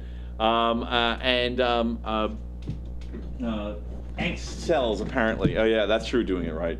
Absolutely. Oh, and next time we have to talk about, we didn't talk about the USSR episode of Black Mirror? Oh. Okay. Yeah, okay. Nice. Next one. We'll get into it. All right, so good night, everyone, and choose wisely. Choose to share. Thanks for tuning in. All right, we're still vocal right now. I know it's weird, right? But it's just part of the engineering thing. All right, everyone. Love you lots. Catch you later. Thanks for all the hearts. I appreciate it. I see it. Oh my God, it's making me so happy. Maybe this is the show. Oh, yeah. We just have to make sure that. Yeah, right. Ready.